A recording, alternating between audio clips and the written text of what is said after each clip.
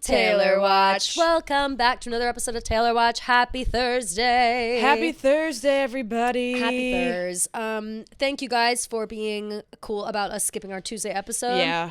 We had a lot going on, okay? We had a lot going on. Gee, I don't even know if you want to get into what you got going on. We might need to pour one out and use our bestie Pink Whitney for that. Gia suffered a loss, a very sweet loss. I did, yes. Very sad. Thursday last week, we lost my childhood dog, Flo. Sad as fuck.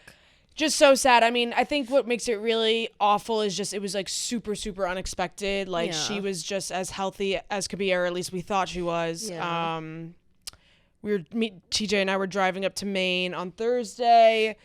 My brother texts me. He's like, "Are you driving? This is important." I call him, and it's just awful. And luckily, I don't know if it was Flo or what it was, but the divine timing of it all was really interesting because we were like only an hour and a half out from like the ferry terminal for Martha's Vineyard. Oh yeah. Oh, so you went. Yeah. I turned around and we went to Martha's Vineyard for the night, and it was nice to see my family and be there with everyone. And yeah, honestly, I'm surprised I'm not crying, but I feel like watching my parents was probably like the hardest part about it because they're just like so torn up about it. And like Flo was just like, and I know everybody always says this, but she was truly the sweetest dog on planet Earth. Like all she just wanted was to be as physically as close to you as humanly possible. Yeah. Snuggle baby. And just the sweetest dog ever. And yeah, it makes me angry because I feel like she didn't deserve to go like that, but she was at peace and she wasn't in pain. And yeah, I don't know. It's weird. It's like a weird sign of like growing up too, because you're like, holy fuck, like I never thought that like my dog would die. Yeah, of course. You never do. And I feel for you so much because we had the same thing with Sweet Ollie, who died too soon. And it is like, you know, it's the one person in your family who doesn't deserve it. You know what I mean? Like everyone dies, but everyone does bad things. Everyone does good things, like whatever. But it's like, you know, what's the expression? It's like, if love. It's really sweet. Like if love could keep you alive, then you'd be alive forever. Yeah. I'm crying for you because I feel sad for you guys. Yeah, it's really hard. Like it's probably, I was joking around with TJ. Like I'm, like I don't know. I just feel like this is like the hardest death that's ever hit my family. Of course. Yeah, it's just. Well, I'm glad you were able to go up with them. Yeah, nice. That like.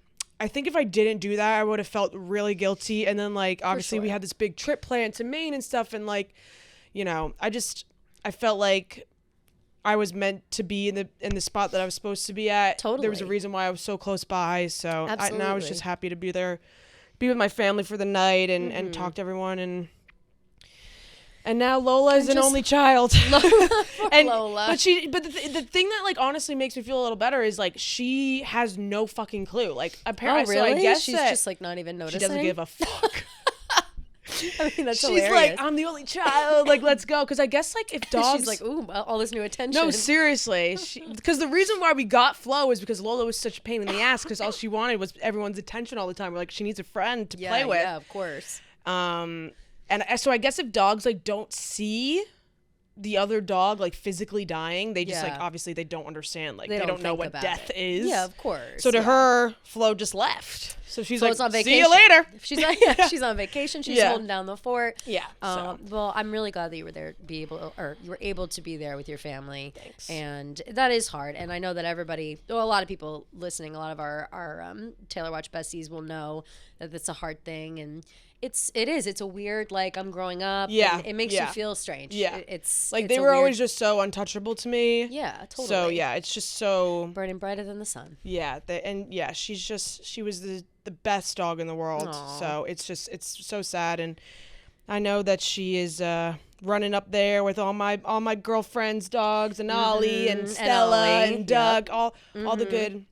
all the cats, Daisy, TJ's cat, like TJ's everybody. Cat. Yeah, so there's a full squad meetup. My goldfish Jessica from kindergarten. My hamster Sherman, like they're all up there. They're all like, damn, all there.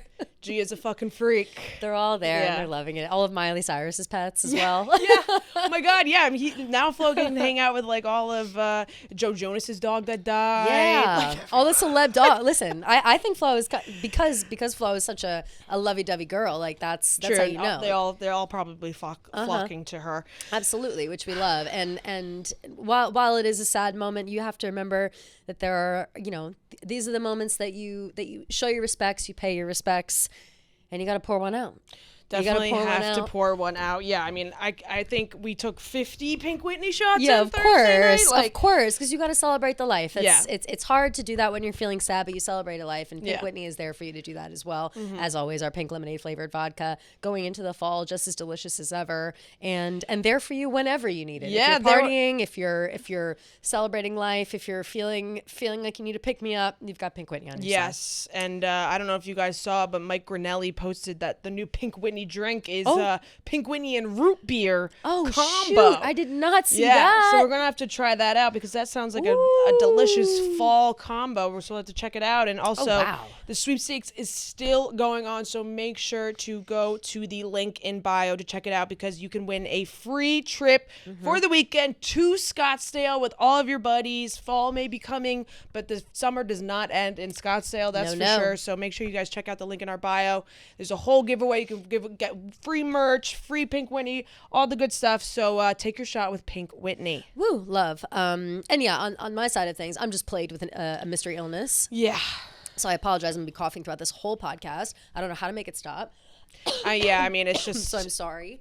I feel like I had it and now like you have it. It's just like, it's with the changing of weather and all that stuff. Changing of weather. It's all kinds of bullshit. I don't know. But I think I infected my whole family. I don't actually know if they're sick. My brother was like kind of feeling... under the weather a little bit when I was leaving on Monday, but whatever. So regardless though, we appreciate you guys being okay with one pod this week. So we're gonna jam it packed. Yes, we got a lot to talk about. Of all of your favorite things to talk about. And we'll start off, we're gonna go chronological order, but we need to start off with the headline news, which is Roger Goodell going on, I think CBS this morning. Gail, was he with Gail? And who Roger Goodell, we're like whatever about him, but he did say, they asked him about Taylor Swift in the Super Bowl. And he said it was a maybe. He goes, it's a maybe, which, is who knows? He's not a reliable source at all. He's so full of shit to me.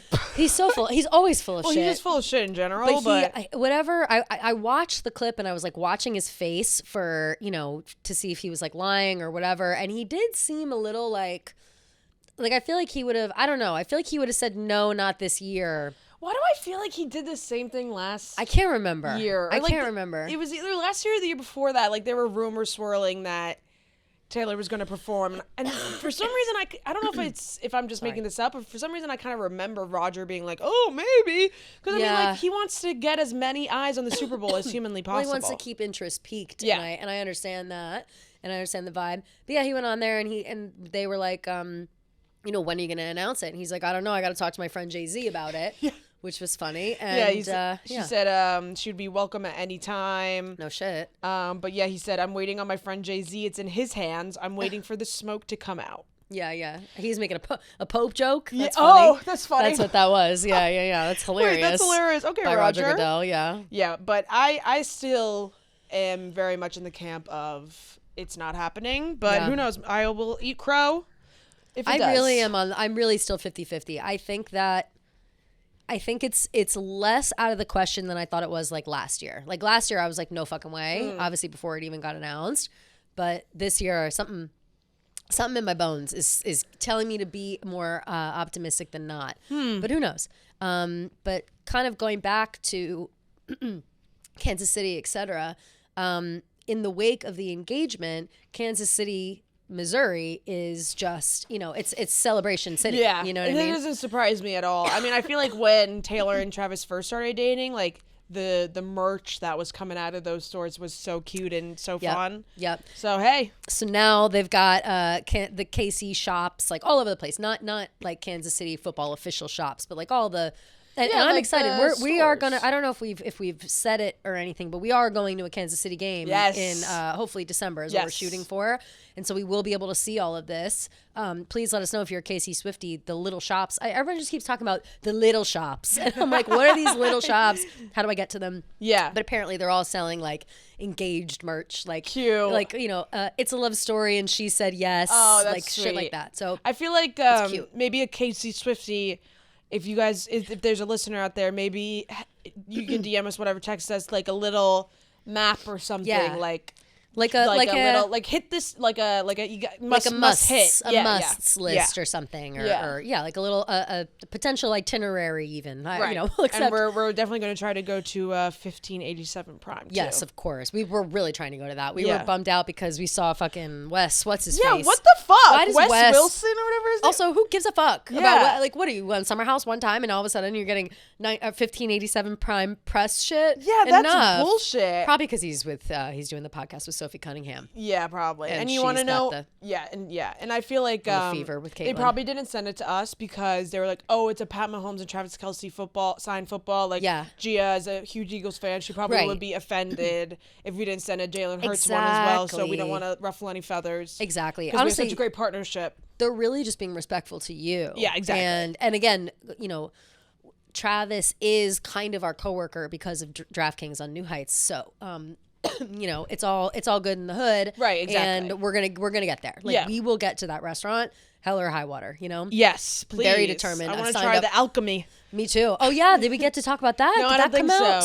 So. There is a drink named the Alchemy. Yeah, which is really cute. 1587 Prime, which of course we're gonna have to try. Mm-hmm. But also in the wake of the engagement, there were a couple things that I wanted to follow up on. Oh my God, is this going to be like this whole episode? I'm so sorry, y'all. I don't even know what to do. So let's see. Let me find it. Oh, there's the one about the lady. But somebody... Sorry, I'm scrolling back in tweets, you know? What are you trying to look for? I'm looking for it's in our group chat. It's in our chat. But I just wanted to show... it's like about the stone itself, which is interesting. Of the ring? Yeah. Yeah. Here we go. I found it. The ring one? Yeah, is it this one? No, it's not that one. That is the one I want to... That's about the ring designer. That's about the designer, which I do also want to say. Motherfuck, I know that it's here. I know. I feel like I literally just... Oh, wait. I think I saw it again. Now I think I have it. Is it the one about the... It's about the... 7 to 9 carats old mine cuts? Yes. Okay. So people came out with an article and it says, Taylor's antique engagement ring increases demand for the exceptionally rare stone, expert says. You found it? Yeah, I did. Yeah. Yes, it says the estimate or whatever, it's the cuts that large, old mine cuts that large are exceptionally rare. And it says, and I thought this was so interesting and cool and like very Taylor, they were cut by hand for candlelight rather than electric light long before modern symmetry standards, which means no two are alike, she explains. Instead of the sharp brilliance of modern cuts, they give off a softer, more romantic glow, and that uniqueness is exactly what makes them so coveted today. And I thought that was just like so interesting. I mean, I feel like you can just tell from that one picture of it, like romantic glow is the perfect way to explain it. Totally. And to be honest, Gia, I didn't know I needed something that bad. You know, I feel like you're just like me in this way, like soft lighting. You know what I mean? Like I walk into my apartment, no one's putting on the big lights in my house. Please. It is. I've got the battery operated candles everywhere. Same. I've got my fake fireplace. I've got real candles. I've changed all my light bulbs to like warm bulbs. Yeah. You know, it's not a bright, fluorescent. No, it's not a bright apartment by design. So I appreciate something that's not so. You know, doesn't look so current, and I don't know how to say that. Like it's you know what I'm saying? It has a vintage style, but it's not vintage, and it's unique as fuck. So like, that unique. I've never heard this before. I think it's so interesting. But anyway, will you read the thing about the Sorry, I can't make it through it. But I have a question about that. Did they by candlelight? Like, does that mean? So that means it was meant to be looked at by candlelight? No. Or it was cut? Meaning like.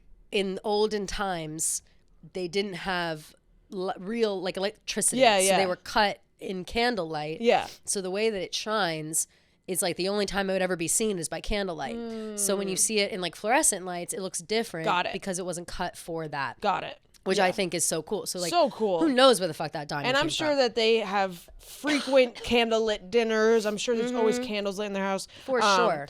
But somebody tweeted, I did a deep dive on Taylor's ring design. Shout out to Alyssa Lean on Twitter. Yep. And she's so freaking cool. Says she's obsessed with ethical gemstones. That was what I was looking for last week when I was like, what kind of ethical gemstones, ethically sourced? Those were the words I was looking for. Yeah, clients are not allowed to bring their own stones, and she designs around the specific stone. She specializes in wildly intricate hand-carved rings. If you go on her account, too, like, you can literally watch her make them in real time. No, her account is insane. I'm about to talk about her account in a sec after this. She has a deep fascination with how her pieces capture light, and her motto is, jewelry should make you feel something. Amazing. Her go-to emoji for years has been the heart on fire, and she's been only making rings since 2020. It's incredible. So she herself, if you go on her page, hold on, I gotta think of her name. Yeah, I just followed her. I know. It's Kindred Lubeck. Kindred Lubeck, yes. Also crazy name. Kindred Lubeck is crazy the coolest name for sure. Ever. But so if you go to her page and you watch some of her videos, she talks about her process, but she also shows herself making these. She herself is like like an etcher, like she etches into metals, like that's her whole thing. So she has a deep fascination with gemstones in general, and she says that like the gemstones themselves make you feel something, and she wants jewelry that makes you feel something, like she said. But she goes to these like gemstone expositions, you know. So it's like, I guess you can go to a trunk show of diamonds or not even just diamonds, like all kinds of stones. And she like searches through these stones, and then she finds them, you know, polishes them up, and then creates the ring around that, which I think is so interesting. And you have to go to her page and watch her with the etching. And they're all custom. Like there's no two rings are the same. Like, It's unbelievable. She has some of the incredible most gorgeous pieces I've ever seen ever. Just, like you said, super unique. Not any of them are alike. But yeah, I guess she posted on her story. She said, I've seen several emails and messages asking me to make a custom piece of jewelry with stones provided by the client. Yeah. The sale of the gemstone is an integral part of my business, and for this reason, I do not work with client-provided stones. So way to stand on business, queen. Yeah, no, she does it for the love of the game. Like she doesn't even care. Like or no, she has a couple of things where like, I guess somebody told her she'd never do this. It was like, oh, you'll never be like a jewelry designer, you'll never be whatever. And so she's like, someone told me I'd never be it, so I did it. And I was like, what a weird thing to say to someone. I know. You'll never be a jewelry designer. Like literally, it was something like that. So she's like, someone told me I would never do this, so I did it. Fuck and yeah. I think because of like what her specialization was, like people, I guess they, you know, maybe had told her that that's too intricate, people are going to pay for that, like whatever. Too like out of the box, maybe. And she was like, fuck that, I'm going to make Taylor Swift's engagement ring. You know what I mean? Yeah. And so I wonder if hers has that like side definitely etching too. Probably that's her whole every single thing, one of right? her things are like that. I am begging Kindred, please, if you see this, post an up close video of the ring. I really wish that she would, but here's the thing. So her Artifacts Fine is her Instagram. ARTIFEXFINE is how you find it. But she put this video up, right? It's just her talking to the camera. She also looks so cool. She looks like a cool she looks so witch. fucking cool. She looks like a Haim sister or something. 100%. Yeah. Like she, like a mix between that and like Abigail somehow. Yeah. Maybe the curly hair. But so anyway, she posted 5 days ago, with a white heart, just a kind of description of who she is, and then at the end, she was like, and it's enchanting to meet you. So that was her like little Easter egg of like, I did that shit. Yeah. But I don't know if she'll ever post. I would love if she posted the ring. It's but it's pretty private, and so you never know what it is. And they're very intricate. Yeah, and to be the coveted jewelry designer for Taylor Swift's engagement ring, like that's a very high level of respect and trust. And I feel like she's not going to just post stuff willy-nilly. I'm sure they talked about like being discreet and all that stuff. I think her name, like her getting credit right away, like people knew that she did that ring immediately. Yeah. And I'm sure that was, all the pressure needed. released by Taylor's team or whatever. Yeah. But I think that's probably the max we're going to get. But that alone for her business, like she's in business forever. You know what I mean? I can't even imagine. And especially because it's so beautiful, like she's so incredibly talented. So I wanted to make sure she got her her attention, because she's just a very interesting person. I don't know how they found her, but like what a perfect person to find, especially just like her. I'm spitting everywhere. Oh my God, I'm literally a mess. Especially her, just the way she talks about it and the way she works. And it's like, she just is so like, of course she did Taylor's ring, you know, like she's just like that. I mean, this girl is like, she's doing it all by herself. She has this insane equipment. Like these pieces are unbelievable. unbelievable. It's so cool. Yeah, I mean, it's almost like when you see, have you seen people do that with like clay, where they like etch in clay or scoring clay? Yeah. It's kind of like that, but it's with metal. And it's very interesting. The necklaces are so fucking cool too. Everything is gorgeous. Yeah, she just makes pendants and rings mostly, and like brooches, I think, too. And so it's just a very cool. Oh my god, you need this like snake ring. Oh, I know. Trust me. That's I looked sick. at like every single one of her videos. Yeah. I was so obsessed with just everything she was doing. It's amazing. So that all the engagement stuff aside, we'll go into new heights. I know we discussed briefly that that Jason kind of gave a congrats because they had filmed last week's episode before Everything went down. Before the announcement. And so this week we have Travis's perspective, and he's, you know, he didn't really give much away. Yeah. No, they didn't say much. Just said he's like super giddy. Yeah.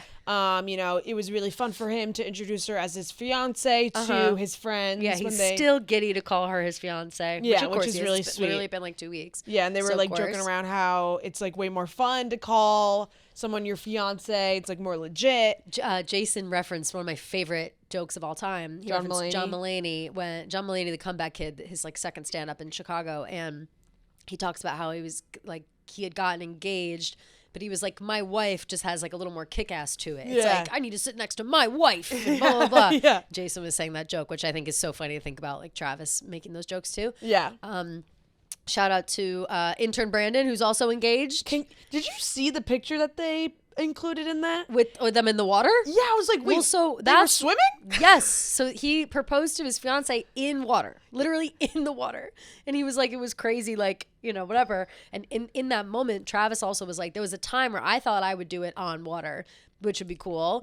But then Jason was like, no. Brandon was in water. Yeah. No, he's not quite like the same. The picture is like the ring her hand is in the water, like she's swimming in the water, and Brandon's in the background. It's just his head floating above the water. Yeah, like up to his neck. So who knows? I would love more of that story, Brandon. I would love more of that story. But maybe they love to swim.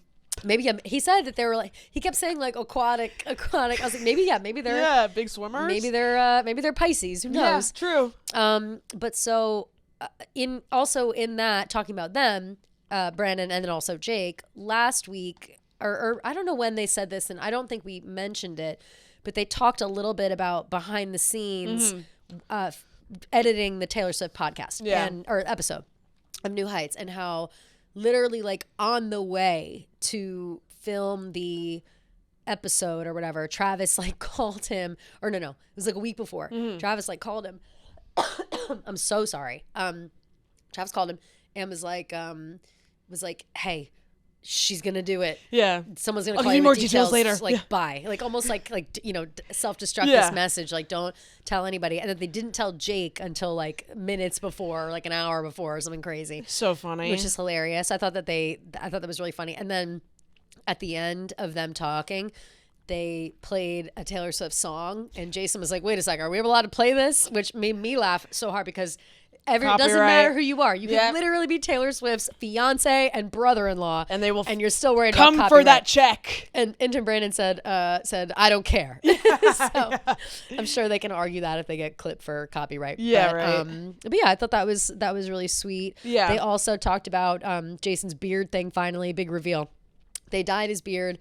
He left it on for too long. There's a video of it. Yeah. And it became too dark. The brand that like Travis modeled for like however many years ago, which I thought was so funny. Hilarious. And everyone was just saying he looks like Billy Mays. And then like they did a really funny spoof of a Billy Mays commercial, but for garage beer, which was really funny. It was fantastic. Yeah. It almost like if that should have just been the commercial all along. Yeah. You know, it was really, really funny. Yeah. So but that's that. Wait, did we say that Travis said that he thought he was going to do it on the water? Yes. But we can go more into it. Oh no, I just saw like a bunch of tweets of people like posting pictures of their Italy trip with that quote of I thought I was going to do it on the water. So people were like, oh, like maybe he was planning on doing it in Lake Como or something. But I thought that was really cute. And then how long ago were they there now? It was last year. I think that's it was too like long in between. Ago. Yeah, it was too long ago. And then one other cute thing was like Jason was just like, what's some advice that you have for people or whatever? And he was like, you just make sure you know your girl or know your partner. Like, at the end of the day, like, it's kind of about what they want and what they like, and so just you have to know who they are and really understand them, which I thought was very cute. I agree with that completely. And they're good people to take advice from. Page 6 is also reporting, like, confirmed the proposal happened directly after the podcast, and Travis brought in a bunch of people to put the flowers. I feel like we know that. Not sure, if Page 6 claims to have an exclusive source, whatever. We don't usually trust them, but this feels almost like obvious. Like we already knew this info. It feels like we may have already. I mean, Swifties kind of put 2 and 2 together. I mean, and if if that picture of his backyard is really his backyard, the one that is basically the setup, but without all the flowers and everything, then like it obviously is his. Right. But it says the crew was hired to create a magical garden as the 2 were filming, so that Kelsey could pop the question to Swift shortly after they wrapped. Which was very cute. Very cute, lovely. And that's pretty much all we have in the wake of the engagement. I think that now we move. And Travis, they were also asking him about bachelor party, and he was kind of like, I don't know. And then same with wedding, no details on either. No details. No, not even committing to having either of them. Yeah, he was like, they were like asking about the bachelor party, and Travis was like, that hasn't even been like a sliver of a thought. I think Travis is like, let me get through this football season. For sure. And every report that we've seen so far about the wedding or whatever is them just being like, we haven't even begun the planning process, and we don't plan to for a while. So I feel like they're about to get really busy again. Yes. And like, I feel like now's not the time. Yeah. They have all the time in the world. Exactly. They can do whatever they want. Yep. So that's that. But then we had our first fiance outing. Yes. Taylor and Travis and Jason was there as well. Went to the Cincinnati, Nebraska college football, high school football. What was that? What was that? I don't even know. It was on like a Friday night. College. It was college. Okay. Yeah, but it was in Cincinnati. Cincinnati Bearcats. Wow. That's where they went. That's where they both went. Yeah. Okay. For me, I always thought that they that was their high school, and they just kept going back to like their high school. No, they both went to Cincy. I actually applied to that school. I toured it. I never was considering it because it's like very city. Yeah. But great school. But cool. For some reason they had the game at Arrowhead. I don't really know how that was or why that was the case. Really? Yeah, I didn't know that was. I didn't know that was at Arrowhead. Yeah. Isn't that so crazy? Wait, that's so bizarre. Yeah. What? So I don't know if it was technically a home game for Cincy or if it was a home game for Nebraska, but I have no idea. Sometimes they'll do when it's the start of the season, you know how the Kansas City's going to Brazil, oh, it's the first game of the season, let's do something fun. So they had them play at Arrowhead. Maybe it was because of Travis, but maybe. I don't really know why. I mean, that's pretty sick. Yeah, maybe if they were like, if we had this game at Arrowhead, will you and Taylor show up? Like maybe it was like that. Probably. Yeah, sure, okay. Yeah, but it seemed like they had fun. They came out, caused a scene. Jason and Travis got to cheer everybody or. What's it? Hype everybody up on the field at the beginning. Jason wore Travis's jorts, he said. Yes. And he said that they both looked silly. Yeah, they looked silly, but they said that they were drinking non-alcoholic beer by accident in the suite, and Taylor had to tell Jason that he was drinking non-alcoholic beer. It's hilarious. Which is very funny. And she was like, I only know because I just told Travis the same thing. Yeah. Which sometimes those non-alcoholic beers, they look so much, they're the same bottle, basically. Yeah, same exact bottle. Slightly different font, usually. Yeah. Depending on what it is. But it looked like they had fun. The ring was shining. And all the camera angles. Suddenly Taylor's a lefty holding her. Those tweets were so funny. Hilarious. So cute. And I mean, it's so true. When we were in Maine, we were walking by this couple and they had just gotten engaged and they were like on FaceTime and the girl was like, all of a sudden I'm a lefty. Like I can't stop using my left hand, which is really cute. And I was like, that's literally like Taylor Swift. Literally Taylor. Like you and Taylor are just the same. Yeah, I said to her, I was like, oh my God, you're engaged at the same time as Taylor. She was like, yeah. Swiftie. Love that. It was cute. Oh, that's sweet. Yeah, congrats still to everybody who's still getting engaged. I feel like we've had a lot of congrats to Max. Max out in Chicago. Oh my gosh. Proposed to his girlfriend to Max. like 2 days later. Yeah. After Taylor Swift. And so that's fun. Yeah. And I feel like we had another I don't know, maybe not. I feel like engagement is in the air right now. No, I feel like my entire timeline is all people from my high school and from my college getting engaged. It's fucking crazy.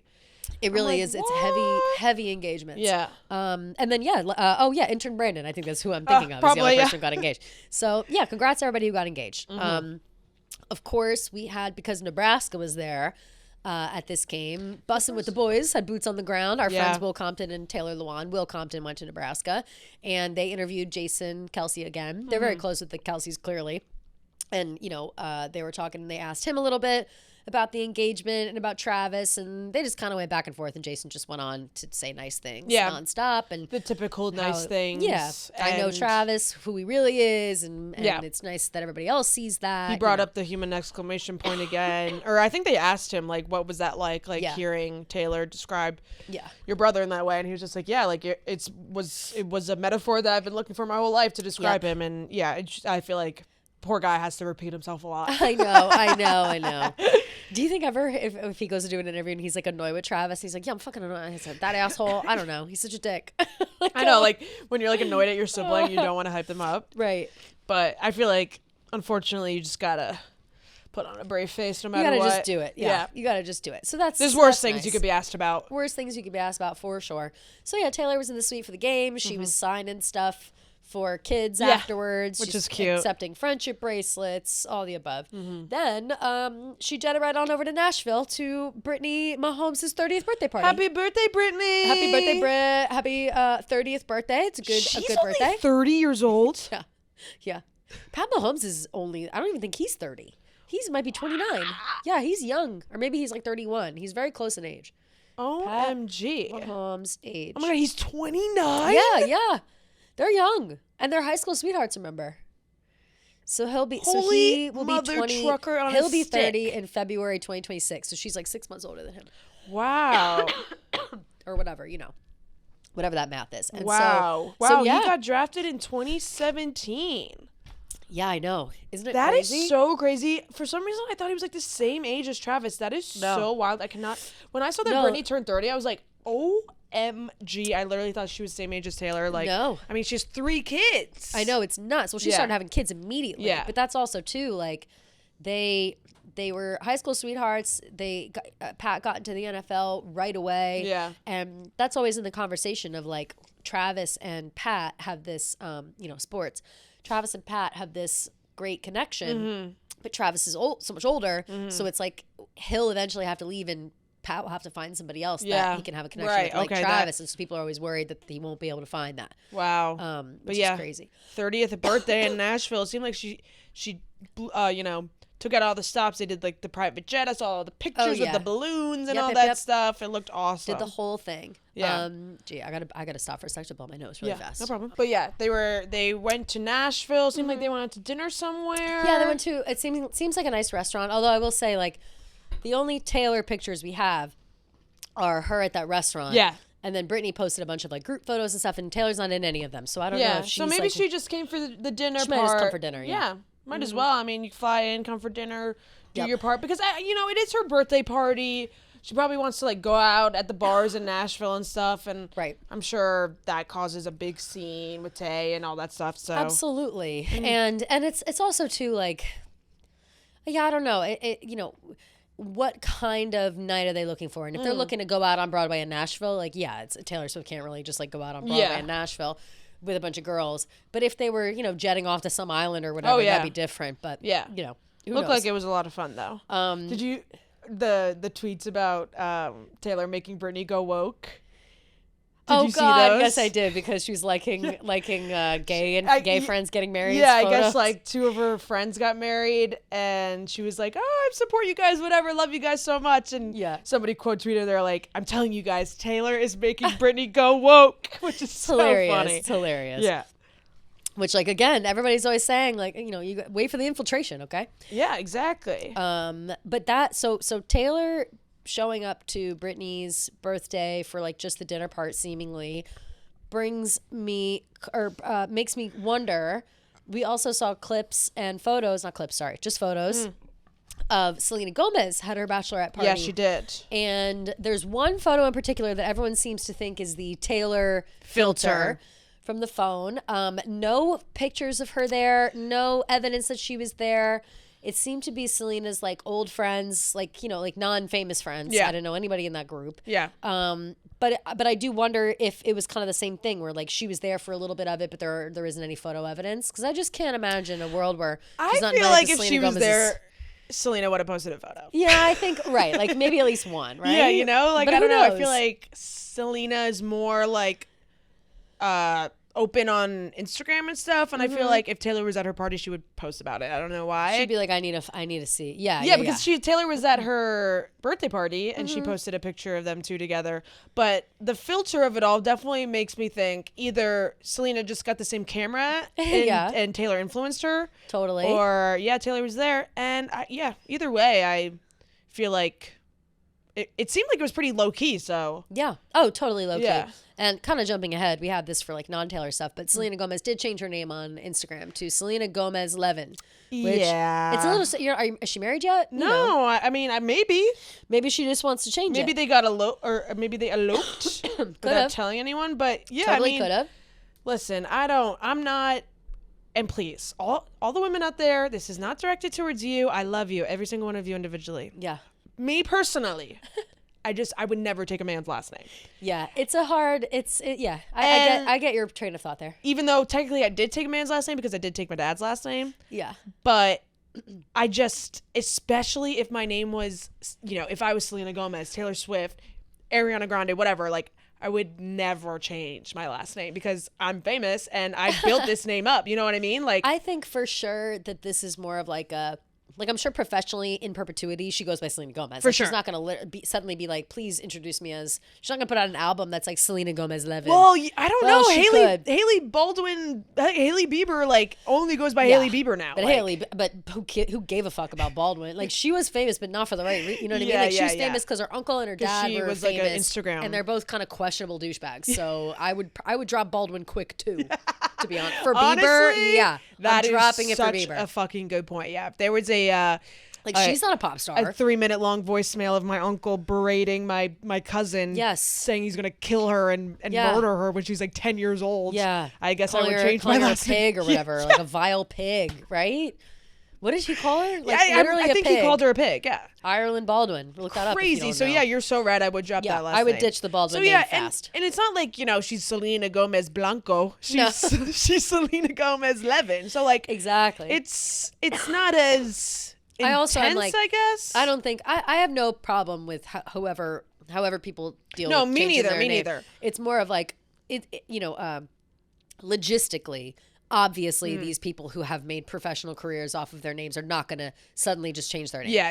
And especially Taylor Swift. People were wondering like, what is she going to do? Is she going to hyphenate it? Whatever. I was like, I'm sure she'll hyphenate it for her real life, and then or maybe be Taylor Kelsey for her real life, and then professionally she'll still be Taylor Swift. Yeah, 100%. Like, she's never going to be, you know, a lot of every celebrity does that. Like, you know, it's rare to see a celebrity literally change their last name and actually do that. You know what I mean? Like, stick with it. Yeah, so 100%. That's that.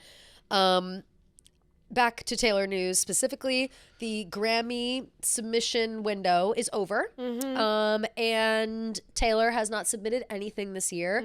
So it'll be the first time since 2018 that she doesn't have the potential to be nominated for something or isn't nominated for something. First time she does not have a single nomination. Yep. And that is sad for the Swiftie fans because, you know, the only reason I really love the Grammys is because Taylor goes. No, I'm like, what's the point? No, seriously. Yeah. I I'll watch for Gaga. Yeah, Gaga. And Ari. Is Eternal Sunshine going to be nominated, though? No, it was nominated for last year's rounds, I thought. Because she came out with the deluxe but this year. Yeah, remember, because she got totally snubbed. Yes, but she came out with the deluxe this year, so I wonder if she can do another single vibe, you know? Like, I don't know. I don't know what the specifics are. And also possibly Wicked, like the Wicked stuff for good. For good. I don't know, though, because that doesn't come out. That hasn't, that doesn't come out until way later, too. I know, but I wonder if it's like it can still fall, you know, if it's different for original song or songs in a play, or you know what I mean, like for movies, because movies will come out in December and like the songs will be nominated. Like Wicked came out, the first one came out Thanksgiving last year, and they still performed Defying Gravity, and I'm pretty sure it was nominated. Right. You know what I mean? That's very true. So I wonder, I think music in movies is different at the Grammys than like actual albums and stuff. But I feel like Ari will be there. Yeah, I'm looking at I don't know what's making me think their that. predictions. I don't think so because I can't remember. I think she was supposed. I read something. She was supposed to be through that whole the whole Grammy docket last year's Grammys with TTPD and stuff. Because I remember us talking about like how Eternal Sunshine got totally snubbed. Yes, and how that would have been like our album of the year. 100%. Friday, November 7th. The Grammy nominations will be announced for next year. People are saying there's Bad Bunny, Justin Bieber had his album come out, Sabrina Carpenter with Man's Best Friend, of course, Lady Gaga with Mayhem. No, it says Ariana Grande here. Early 2026 Grammy predictions. But is that from the Google AI thing? Because it says no, it says TotalMusicAwards.com. She's listed. Hold on, let me scroll to find her. Lady Gaga, The Weeknd, Sabrina, Bad Bunny, Jelly Roll. Ariana's history at the Grammys is a mixed bag. She's been nominated 8 times. Oh, that said, Wicked soundtrack will be eligible in 2026. Oh, okay. Very likely to score a nom for Best Musical Theater Album. Grande and Cynthia Erivo performed enough songs on the soundtrack that they should be credited as nominees along with the producers. Okay. Yeah, a lot of it like. But I mean, you know, justice for Eternal Sunshine still. No doubt in my mind, and we're definitely gonna go to that tour. No doubt in my mind, we have to. But it seems like the people that will really be possibly getting Grammy nominations is Sabrina, Kendrick, Sabrina, Kendrick, Lady Gaga, Ed Sheeran. Maybe people are saying Tyla. Maybe. Yep. Haim. Maybe. Yeah, and possibly Bieber. Yep, that one's on the Gracie Abrams for That's So True. People, Billboard saying maybe could be nominated for Song of the Year. Denial's a River, Doechii, Chappell Roan, The Giver. Yep. The Giver does not deserve. No, I don't think so either. If it were The Subway, that'd be different. If it was The Subway, Giver, yes. I'm not a big fan of The Giver either. The only skip for me, Chappell Roan wise, at this moment. Yeah. So we'll have to see, but when all the nominations come out, we should definitely go through them and definitely. Yeah. November 7th. Look forward to it. So yeah. I hope Bon Iver's album gets nominated. That'd be Lorde nice. also came out with an album this year. I forgot about. You know, I Tate didn't McRae came out with an album this year. I didn't listen to Lorde's album. I don't know why. I like the one song, the What Was the Do. I like that. I was 17. I like that one. I like Favorite Daughter. 'Cause I'm an actress, hitting your manners, for ya. And then I also like there's a song called like David or like John or something. It's good. Those are the only ones I like. The other ones are a little too I just don't relate. Yeah, I think that was my vibe going, like when she was doing promo for the album. I was like, I don't know if this is for me. Yeah. So yeah, I just haven't even listened, so I don't even want to pass judgment regardless. But yeah, so Grammy stuff is closed. Showgirl will not it's coming out after it, so when we don't see it nominated at the Grammys, don't get mad. Yeah. It came out too late and she didn't even submit it for anything. Yep. So that's that.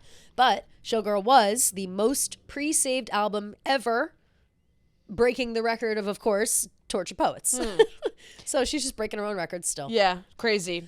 I mean, I pre-saved it. I can't even imagine. As did I. Yeah. I think I pre-saved it on Apple and Spotify. I think everyone is just so fucking excited. I know. It was Man's Best Friend was like was the highest like pre-saved one for a little bit, but then obviously when like Showgirl came out, it beat that. But yeah, 29 days until the album comes out. 29 days, 10 hours, 1 minute and 30 seconds. Hell yeah. So I'm very excited. Are you like looking at a countdown right now? Spotify has a countdown on it for like if you pre-save it, like a countdown kind of pops up. Oh, that's hilarious. Which is cute. I didn't go check. That's so funny. Yeah. I love that. Very exciting. Well, there we go. It's right around the corner. We're taking over the world again. We're recording this on the 3rd, so it's exactly 1 month from today. Yeah. Yeah. For us 1 month. On the 3rd. And 1 month guys, to go. One day less. I have a question for you. 1 day more. How do you feel about, I don't know how to word this without like making it sound like she doesn't work hard, but the lack of album promo that I feel like is slowly going to become more and more, because I feel like when Fearless, Red, all these 1989, like they all got so much promo. Red Taylor's version, like all this stuff, and then all of a sudden, like she just kind of stopped promoting her albums. And I mean, Midnight's kind of got a press junket too, but Midnight's definitely got it. I think that she did more press for the Taylor's versions so she could explain what they were for more. And I feel like she doesn't need to do that with the new albums. Yeah. And remember, Tortured Poets, she barely did any promo herself. But then a couple weeks leading up, we started getting all the like pop-ups and the fun shit. And we're still a month out. Like, if you're going to be fatigued by the album before it even gets there if you start doing that shit right now. You know what I mean? People are already pissed off about all the countdowns for album variants. They're like, enough with the countdowns for album variants. But it's like, you got to space that shit out. Otherwise, people are like, what are we doing? You know what I mean? It becomes a little too much, I think. Yeah. I get it. I guess I just miss her, like... I miss her doing press, for sure. Exactly. Miss her doing press, for sure, but she doesn't need to do it, you know? Yeah, she doesn't. And I think the only on-camera press we'll have gotten before the album comes out, at least, is New Heights. New Heights, which is so crazy. And yeah, it is crazy. It's just it's very obvious that she doesn't need the promo or the press or anything because, like, obviously she's the biggest artist in the world. Yeah. But yeah, I guess I just miss like the like classic album rollout types of vibes. But you're very good point with. As it started to get closer to the Tortured Poets release date, we did get a lot more fun stuff, like the QR codes and the pop-up in LA or whatever that was. So we'll just have to get all the shit on buildings and, you know, all that stuff. Yeah. And who knows? Like, the's still time. Like, 100%. She might still go on Fallon. She might still go on, like, if she's wanting to do that. Like, who knows? Mm-hmm. So just be patient. Who knows? People will see. But she's also now the 6th best-selling artist right behind Madonna. Has beat out the Rolling Stones, which is crazy. That is crazy. And I kind of crazy that she hasn't beat Madonna. Yeah, but you know what's so funny is that we were talking about. I was talking about that with my family this weekend, and my dad. You know, my parents are 80s kids, and well, they're born in the late 60s to become 80s music fans, and my dad said. He was like, Madonna, he's like, there are no words to describe just how famous Madonna was. He was like, it was insane. Like every person, guy, girl, didn't matter who it was. Everyone loved Madonna. You couldn't get away from her. She was the most famous woman in the world. Like you couldn't get away. And I said, well, that kind of sounds like Taylor Swift right now. And he was like, I don't even know if it's on the same level. And I was like, Dad, but like, you're not in it as much. Like you wouldn't know. I do think it's probably about the same. So it makes sense to me that she's right next to Madonna. But respect on Madonna's name. She was the most famous woman in the world all through the 80s and the 90s. And she just had more time. She's older. So if Taylor Swift had as much time as Madonna present day, I do think she'd be more than Madonna. But Madonna, like, she had her collab with Britney Spears. They had Me Against the Music together. Like, she stayed relevant really far into her career. Only in the last few years that she kind of fell off, you know? If you want it, you already got it. If you want it, you better be what you want. Banger. That's like late as fuck, that song. Real, just say the word and I'ma give you what you want. Yeah, time banger. is waiting. You only got 4 minutes to save the world. Yeah, and that was late. Like, that's a very good point. Me Against the Music. It's just me and me. Like, do you know Me Against the Music? No. Of Madonna and Britney Spears? Oh my God. Oh my fucking God. I guess I just am. It's most streamed artists? No, these are records purchased. That's why they're comparing them to like the Beatles and those people. It's like records bought. I was confused. No, that's my bad. That wouldn't be a 1-to-1 comparison. Yes, because I was like, how does she have more streams when her music is like older? Because I feel like all that music didn't come out on streaming. But that makes so much more sense. Record sales. Yes. Directed sales. Okay, that makes way more sense. It was like how they worded it. Yeah. Okay. It's the 6th best-selling artist of all time. So it's record sales. Got it. And by the way, she's 48, 49, 50, 51, 52. She's 4 million units behind, about 5 million units behind Madonna. Okay, so everyone's like, Showgirl will surpass Madonna. Yeah. Like, that will be, I feel like she'll beat that Westlife of Showgirl, maybe. It's crazy that she even beat the Rolling Stones. Like, think about that. Like, on a scale, the Rolling Stones, one of the most iconic, famous bands in music history. Yeah. Doesn't matter how old you are, you know who the Rolling Stones are. Like, whether you were in there for the height of their popularity or what. She's leaps and bounds ahead of Frank Sinatra. Think about that. That's crazy. That's fucking nuts. Yeah. Eminem, you're in the dust at number 10. And so who's 1, 2, 3? One is the Beatles. Yeah. 2 is Michael Jackson. Okay. 3 is Elvis Presley. 4 is Queen, 5 is Madonna, and then 6 is Taylor Swift. Wow. So it's like, what a group of people to be crazy group clumped in with. They are the most famous people to ever live. Yeah. And Taylor is about to be in the top 5. Yeah. And that, again, like, as whatever you feel about Madonna present day, she was the pop queen of the world until now, you know, and she stayed that way brush forever. up on my Madonna. Oh yeah, you gotta. You gotta watch. You gotta do Me Against the Music, because she did a music video with Britney Spears, and they're like, it's like a weird, like, kind of a lesbian, like they have like a thing, because they also made out at the MTV Music Awards at that time, and so it was like on the heels of that, and it was just crazy. But it's a great song. I was obsessed with that song. And but that was like my personal love for Madonna. Before that, though, obviously Material Girl, et cetera, et cetera. Yeah. Like, she has bangers like Taylor. Yeah. But, you know, just 20 years before her. So yeah, so that's exciting. Shout out Madonna. 2 other things, and then I want to read a zodiac prediction for us and for Taylor.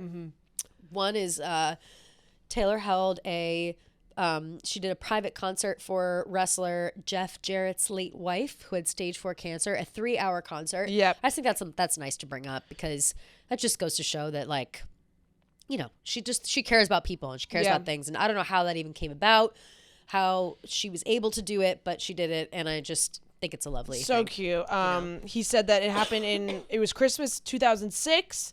His first wife, Jill, was really ill with breast cancer, and she passed away about 5 months after this. So she was really ill. Says, according to Jarrett, a friend of Swift suggested she stop by his family home, which was music to his daughter's ears. By then, Swift had already scored her first hit with Tim McGraw and her self-titled debut album. Obviously, like every little girl in America, my daughters were big Taylor fans, and her songs had kind of just broke, but she was a hometown girl. He continued on, noting that she was a big deal in Tennessee.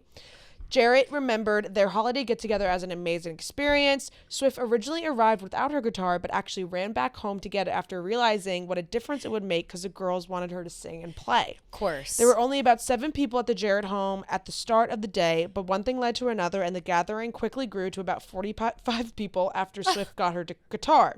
Oh my God. By the end of the afternoon, Taylor played about 3 hours, Jarrett said. Wow. Jarrett knew Swift and her family beforehand from seeing them around town. She kind of bonded with the family, specifically with the girls, Jarrett emotionally told TMZ. And he said, but what a very cool relationship that developed. When my wife passed away, Taylor would come around and was really good with the girls. It's just sweet. It's just really sweet. And whenever a story comes out like this about Taylor, whether it's like old, new, doesn't matter when it happened, it's just nice to hear. The pictures are so cute too. You know, she's playing on the piano with the girls, and the girls look so excited. She's wearing that classic red beanie that she would wear all the time, like early on in her career, with her curly hair. Yeah, with and like the black tights with the high-waisted skirts. So cute. So 2006. Like, yeah, just a sweet thing. And again, another point proven that from day one she's just been so thoughtful and courteous and giving. And just a thoughtful and empathetic person, at the very least. Questions. People are wondering, will Taylor be in Brazil this upcoming Friday for the Chiefs-Cowboys? Chiefs, Ravens. Eagles play the Cowboys. Yeah, you're right. Chiefs. You're right. Who the heck? Season schedule. Chiefs game Friday. Yeah. Oh, Cardinals. Oh, wait, no. Chargers. Chargers. They're playing the Chargers Friday at 8 p.m. Eastern in Brazil. People are like, is Taylor going to go? Come to Brazil. Come to Brazil. People are wondering if she's going to go. And it seems like yes. We're seeing conflicting reports online, but it seems like yes. We also did see some random outlet, which, you know, normally we don't trust a random outlet, but you never know. People are saying that she's fully preparing to, like, perform or something. What? Yeah, that's what that thing said. Oh, what? Or no, that it's like she's gonna make it a thing that you'll never forget. Here it is. It says, and our Bessie's over. Promises to turn the opening of the 2025-2026 season into one of the most talked about sporting events of the year. Yes. So it's like, what would that be? What does that mean? You know what I mean? If not a performance. Yeah. So and well, maybe she just means like the fact that I'm going. Maybe they just mean like the fact that she's going is gonna make it like one of the most. Yeah, maybe. Crazy start to the game? No, but it says, I guess, I don't know. But it's from Folha de Sao Paulo, one of Brazil's most respected newspapers. Yes, and their source is like they know people at the stadium essentially, right? Which when you're dealing with international news, it is hard to kind of tell who's telling the truth and who's not. But I do think that if they're running the stadium and they're talking to people, they would know. But shout out Tavis Hayes, who relayed this information and said, just relaying, don't shoot the messenger, which I thought was funny. Yeah, that was funny. Sorry, I'm literally like a snotty fucking No, mess. you're fine. It says the NFL is assisting with a security plan to ensure that Taylor can attend the game at I don't want to botch that, arena in Sao Paulo. Yeah. So, yeah, we'll have to keep our eyes peeled for Friday. Travis was talking about the game and how, like, I don't think any NFL player, and I remember last year when the Eagles had to play in Brazil too, they were fucking pissed about it. Yeah. Because it's a lot of traveling for no time change. Yes. So like you're basically your whole sleep schedule, your whole like schedule is fucked up. And Travis was explaining on the New Heights episode. So if you guys want to listen to him, kind of break that down. It's interesting because he's saying like even in Europe, like you have a full day kind of to like you get adjusted and all that stuff. And when you go to Brazil, you don't have that. And it's a 2-hour drive from the hotel to the stadium. That's horrible. So he's like, we're going to have to, it's kind of like a flashback to high school football games where you have to drive hours and hours to go to games. So yeah, I don't think anybody on the teams are looking forward to it, but I know, that's not true because Travis was like, we're very much looking forward to like seeing all the international fans and they go so crazy and it's going to be so fun. And he was saying like he's super excited, but I think playing wise, it's more difficult for them, just like with, timing and sleeping and all that stuff. Of course. Yeah. Of course it is. So actually this might be a good opportunity. Ooh. And then we can go Zodiac afterwards. Oh. To reveal. Oh. Do do do do. The draft queens hath returned. Yes, we are draft queens yet again. Shout out to DraftKings for oh my god. I have to blow my nose. Yeah, go, yeah. This draft queen the booger queen has to blow her nose before she gives her announcement. The booger queen is back. The booger queen hath returned from her long journey. Disgusting. Anyway, so yes, the draft queens are back. Yes. We're so excited to be back. Shout out to DraftKings for doing another football season with us and trusting us to deliver some parlays to you ladies and gents out there who are maybe not normally gamblers but are looking to get into it now that the football season is here, and Taylor will be heavily involved in at least the home games, we're thinking, for the Chiefs games. Right. So we have a little parlay that our resident football expert Gia has put together. Woohoo! With a lovely theme. Yes. So the theme of this game is Easter eggs, or this parlay, should I say, is Easter eggs. Easter egg parlay. So these are all kind of like little Easter eggs that we have been spotting, that have been going on. So the first pick that we have for our parlay is Miami Dolphins money line. That is at -108. And if you guys remember, minus means more likely. Yep. Plus means less likely. So it's the opposite of what you would think it means. Mm-hmm. And so basically it means that they are a little less likely to win, which means higher odds, which means more of a payout. Yes. I picked Miami because, all of the Life of a Showgirl Easter eggs kind of, were really prominent in Miami. A12, the green and orange lights, all of that fun stuff. All the stuff that happened at, just a reminder, our show, whatever. Oh, yeah, just a reminder. We were there. Oh, the new outfits, all of that. It was rare we were there. Yes. Mm-hmm. So then the next line we have is the Las Vegas Raiders versus the New England Patriots. Woo. And that is the under. We're going to be under 43.5 points. And reminder, that means both scores combined. So the Raiders score plus the Patriots score combined. If it's under 43.5 points or equal, we win. Then we're good to go. If it's over then we don't win. Woohoo! And that's also at minus 108. And we picked Las Vegas because the rumors are swirling about her Las Vegas residency at the Sphere. And the showgirl of it all. And then the last line is the San Francisco 49ers versus the Seattle Seahawks. And we are taking the over on that one, which means both points combined have to be over 43 and a half points. Love. That's also at minus 108. And we picked San Francisco, obviously, because of the sourdough of it all. Sourdough the Super Bowl of it all. Super Bowl 47. Wait, no. 47, yeah. Yeah. No. 60? Super Bowl 60. Yeah. Sorry. Super Bowl 60, 47 was... It was her 47th show was at the Levi's 49ers Stadium. Yes. So I'll do that one more time. Miami Dolphins money line, Raiders versus Patriots under, and then the Niners versus the Seahawks over. Woo! So you can head on over to the DraftKings app. Shout out to DraftKings, the official sports betting partner of Barstool Sports. Yes. We are a DraftKings house through and through. We love them. Make sure you download the DraftKings Sportsbook app, and you can place your bets and just look for our faces. They have us on there. You can literally see us and the parlay all listed out. Yeah, you can find us next to LeBron, literally, or Kevin Hart. We're literally next to these people. Yeah. It goes like LeBron, Dave Portnoy, Big Cat, and then me and Gia, and that's not a joke. It's hilarious. It's worth downloading and like just to see us there. Yeah, it's really cool. Really, it's really awesome. So thanks to DraftKings, and whether you're here for the touchdowns, the tailgates, or just good times with friends, DraftKings Sportsbook, an official sports betting partner of the NFL, adds extra excitement to game day. Woo. Even if you're new to betting, it's simple and fun. Just pick a team or your favorite player. No pressure, no need to know all the rules. Just a fun way to add extra excitement to your game days. And here's the best part. When you sign up and place a $5 bet, you'll get $300 in bonus bets to play with right away. Plus, enjoy over $200 off NFL Sunday Ticket from YouTube and YouTube TV, so you can host the best watch parties all season long. Download the DraftKings Sportsbook app and use code TaylorWatch to get started. That's code TaylorWatch for new customers to get $300 in bonus bets when you bet $5, plus over $200 off NFL Sunday Ticket from YouTube and YouTube TV in partnership with DraftKings. The crown is yours. Woo!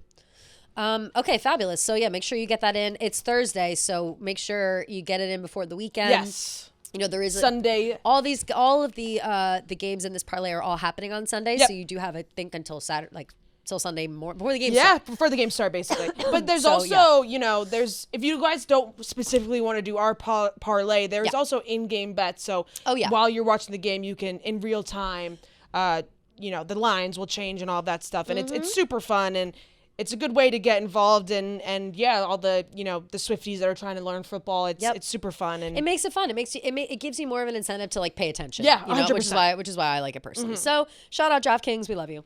We love you. Love you to death. So before we get into voicemails and DMs, there was something that I saw that says the zodiac signs entering the last chapter of their villain era. And the reason we're reading it is because Sagittarius is on there, which of course is me and Taylor, but so is Pisces, which is Gia. Yes. So I think that this applies, and then it also applies to Geminis and Virgos. So if you're there, and I don't know, you know, if you're astrology girlies, sorry if you are not, but I did think this was interesting.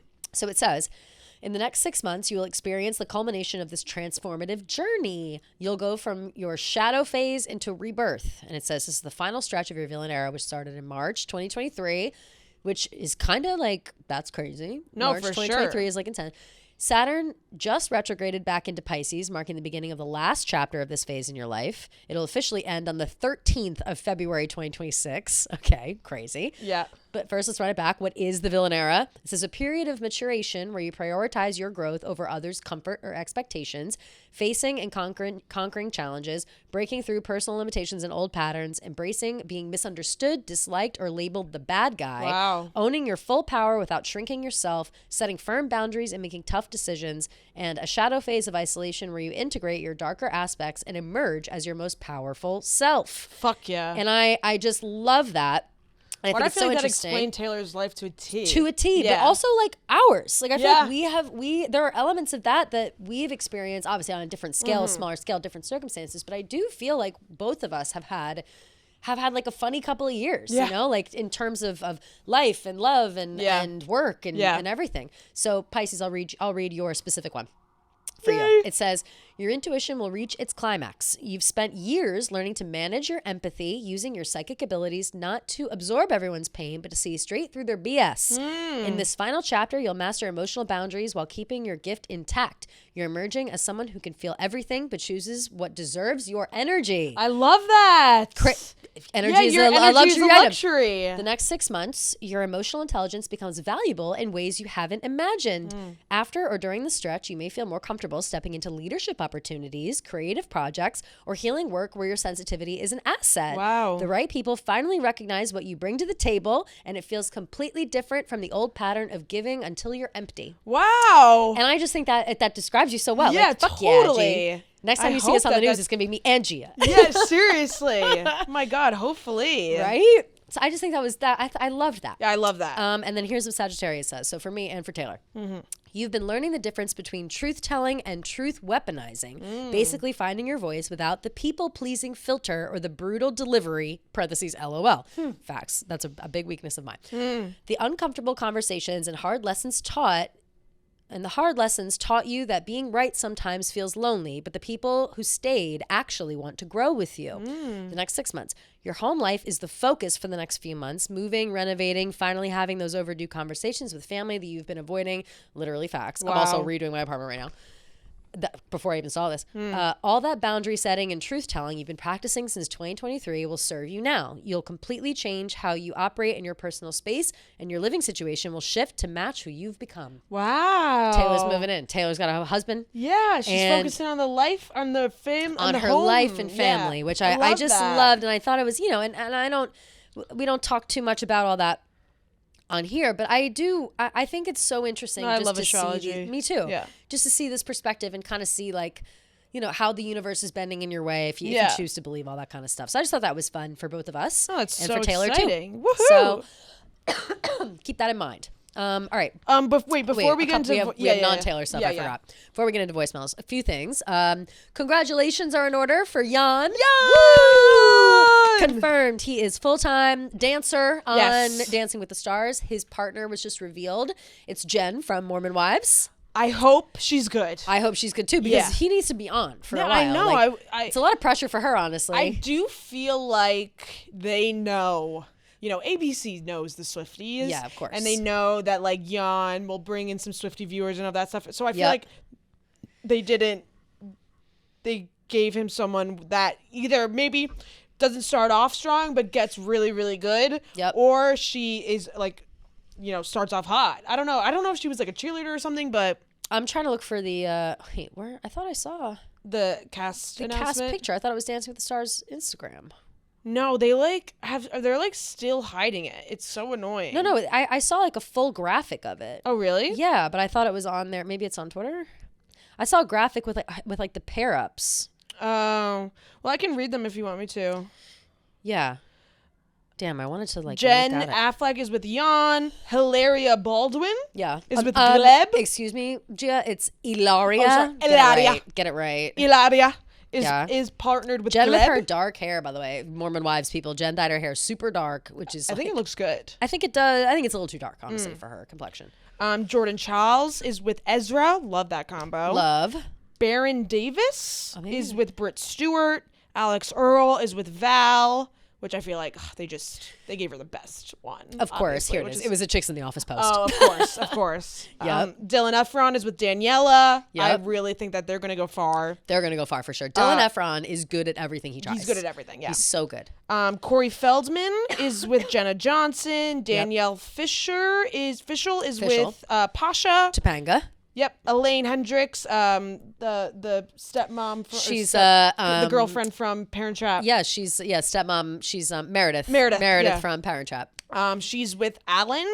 She's a big PETA girl as well. Oh. She's a big animal rights Hell person. Yeah. Pentatonics. Yep. Singer Scott Hoying. He's gonna be with Riley Arnold, who I love. By the way, I fucking love the Pentatonics. Do you die for them? No. Do you listen to them ever? I know them, but I don't die for them. I die for them more so around the Christmas time. They give me chills for sure. They have amazing Christmas covers.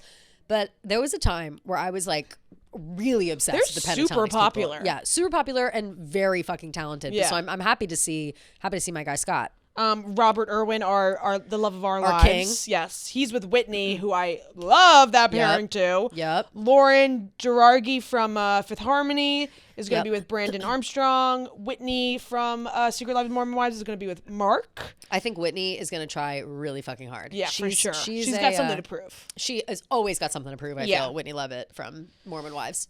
And poor Emma Slater, she gets stuck with the old guys every time. She has Andy Richter. Andy Richter, I'll be so curious to see how Andy Richter does in general, because in my head, like, he's just kind of a silly, like, hey ho, but he might try really hard. Like, I hope so, for Emma's sake. Andy Richter used to be like really intense, like not that he's not a hard worker now, but he's Jimmy Fallon, Kimmel, who's like sidekick. Fallon, I thought he was, but I'm not sure. I can't think who, but like he's a grinder, so I feel like he would take it seriously. He was only 58. No, yeah, he's really not that old. Yeah. But he is like, he'll either totally flop and like be out first round, or he's gonna try really fucking hard. Yeah. So I'm curious to see how it goes. Of course, Alex Earl with Val. Yeah, of course. I kind of wanted Alex with Jan though, because I feel like she's gonna be really good, because she like was a dancer. Yeah, for like sure. She's gonna be great, and Val will kick her right into shape, and they'll be great. They'll be really good. Yeah, I kind of wanted to see her with Ezra, because I thought that would be like a funny pairing, TikTok of it all. But I like all of these pairings. I love them too. Yeah. I think they're great. I think the cast is really good. I'm cast looking is forward good. to it. I'm really looking forward to it. Yes. So yeah, that's that. Congrats to Jan. Go Jan. Sabrina Carpenter new album. Woohoo! Really good. Love it. I'm honestly obsessed with it. I really, really like it. I listened to it all day on Saturday. Yeah. On my way to my parents' house. Listened to it a lot at night on Friday. I have some favorites. I keep going back and I'm still listening. Sabrina had said and almost implored us all to listen to it in order. So that's kind of how I've been doing things. And I really love it. Do you have faves yet? Yes, I definitely have faves. Cool. I would say my top like 4 or 5: Go-Go Juice. Love Go-Go Juice. Goodbye. Nobody's Son. My Man on Willpower. Sugar Talking. And Never Getting Laid. So that's my top 6. Love that. I'm just gonna go down the ones and say which ones I like the most. Yeah. My Man on Willpower, I love. Sugar Talking. We Almost Broke Up Last Night is like a B for me. Like I like, these are all A's and that's a B, but it's like a B plus. It's very close to number 1.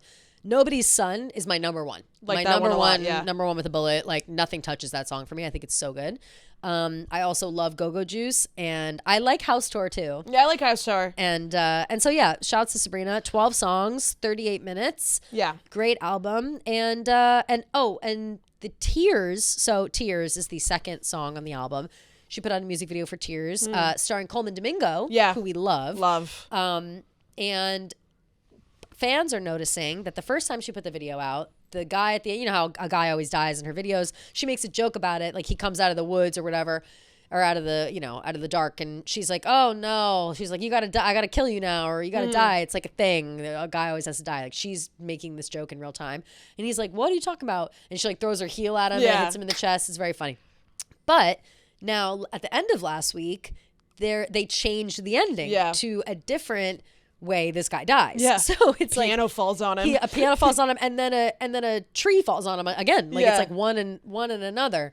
And it's very funny. So fans are thinking that she's doing this and there'll be a few more other deaths. She just came out with another one. Oh my God, as we were speaking? While you were blowing your nose. Oh my God. Yeah, it's like her and she's like, should I blow my nose every time so she'll come out with a new? Yeah, it's no one dies actually. It's just oh my God, Unk is here and he's sitting at my desk. He's here? Yeah. Oh my God. Yeah. Dante, of course. Dante, but yeah, it's very funny. She's changing all the songs. I will say I have one critique. Sure. Pitchfork rated it a 7.9. I agree with that actually. Yeah. I feel like the songs are either really strong or not strong at all. Like, to the point where I'm like, this song is bad to me. Yeah. And I kind of wish she was like, oh, this, you know how like Taylor was like, Evermore is very much like the sister album of folklore. Like, this was because I couldn't stop writing, so I'm going to do this. And she tried to kind of say that with Man's Best Friend. She was like, with Short and Sweet, like, we could just, I had so much more material to write about. Yeah. I don't know. I just feel like with the timing of it all, it's just so similar to Short and Sweet. And I think Short and Sweet is so much better because there's more songs that have like different points of view rather than just like I get treated like shit by men. You know what I mean? Yeah. Like by the 4th song or 5th song of her being like, yeah, like here's another guy that fucked me over and like I just kind of deal with it. I was like, okay, I would like maybe a song with a new perspective on something else. But that's not to say that I think that there are some very, very, very strong songs on this album, and I think as a whole, it's a great album. Yeah. I agree, and I agree too with what you're saying, where it's very similar to Short and Sweet for sure. Yeah. It almost seems like a continuation or like a darker, more introspective side. I feel like Short and Sweet was kind of like sassy and fun and whatever, and I feel like some of it's kind of the like with Short and Sweet you had like Lie to Girls and like Don't Smile, Sharpest Tool. Like I feel like those were more like introspective, whereas with Man's Best Friend it's kind of like, yay, men suck and they treat us like shit, like let's go party. You know what I mean? Yeah. And that's not to say that's a bad thing, because of course I like those kinds of songs. I'm with you on it. I think that and maybe I guess Short and Sweet did have some of the like slower, sadder versions, but I feel like the lyrics on a lot of these songs are kind of sad. Like like Nobody's Son is like kind of sad song, for sure, but it's upbeat. Like it doesn't sound sad. So I feel like it's more, I feel like it's almost like an acceptance album, like where it's like, I accept that this is the hand I've been dealt for now. Yeah. But it feels optimistic. Like it's kind of just like, oh, well, I'm just going to keep being me. Yeah. And I guess I just would have liked one song that was not about being in like a situationship that failed. Right. It seems like that's kind of the center of her life right now. Like she just says that's what she's going through. Yeah, you know? totally. And it's, it's her album, it's her life. It's, she's allowed to put out, and obviously she's going to put out the art that is coinciding with her life. And I wanted one, Don't Smile or Lie to Girls or yeah.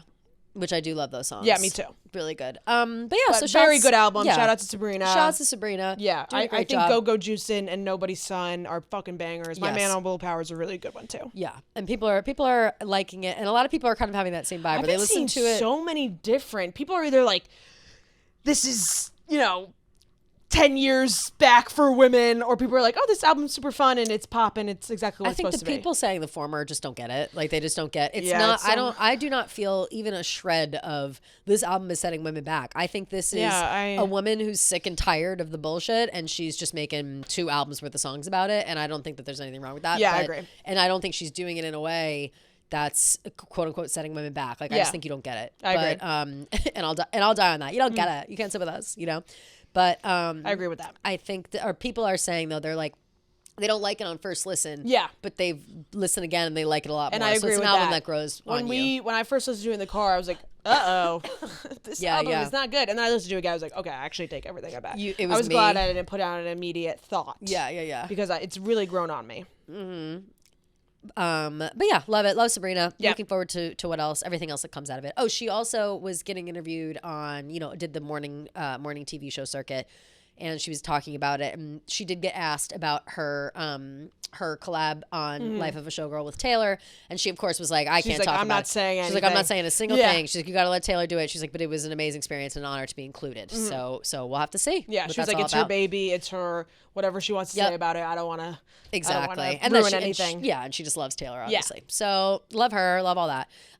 Other music news: Lady Gaga has a new music video out finally. The Dead Dance. That's the song everybody's been talking about. I believe this is the song that's going to be in Wednesday, the second. So those who are watching Wednesday, the new season is out, but only the first half of the new season was out. The second half, I think, comes out like next week or in 2 weeks or something. Okay. Like it's very soon. It's on Netflix. I love Wednesday. So far, season 2, it's fine. I like season 1 better personally, but Lady Gaga will be in the second half of the season. She's like a character in the show, but she's also written a song for it, and it's The Dead Dance, and she just put out a music video directed by Tim Burton. I would just watch it before we started doing this pod, and it's awesome. It's a really interesting video. If you like a spooky, creepy, dolls moving around and like scary movement, like you're all in it. If you're Little Monster Paws Up, you'll love it. So that's that. Gossip news. We've got two things for gossip. One, Sydney Sweeney and Scooter Braun met at Jeff Bezos' wedding, now rumored to be dating. The funniest tweet I've ever seen is like pee and poop. Yes, yeah. Poop and butt are dating and they met at Fart's wedding. Literally. I can't believe how much I dislike Sydney Sweeney now. It sucks. And I don't want to be the girl that doesn't like Sydney Sweeney because same. Like anytime you say, "Oh, I don't really like Sydney Sweeney," all the guys are like, "Oh, you don't like her because she's hot. You don't like her because she has big boobs." Blah, and blah. I hate that narrative. No, I hate it. I don't like her because she makes stupid, questionable choices. Like I just don't understand. She just how sounds you like an can asshole. go from this stupid American Eagle ad into being like, oh, all the it was only girls that hated on me because of that. No one said it when Jacob Elordi did his bathwater. Jacob Elordi didn't sell his bathwater. It was like one random Etsy person who put it as like a candle. Like so fucking weird. So she had that all the backlash from the American Eagle ad, and then when she was asked about it, she basically was just like, I didn't really understand because it just seemed like women were coming after me. No one came after Jacob Elordi.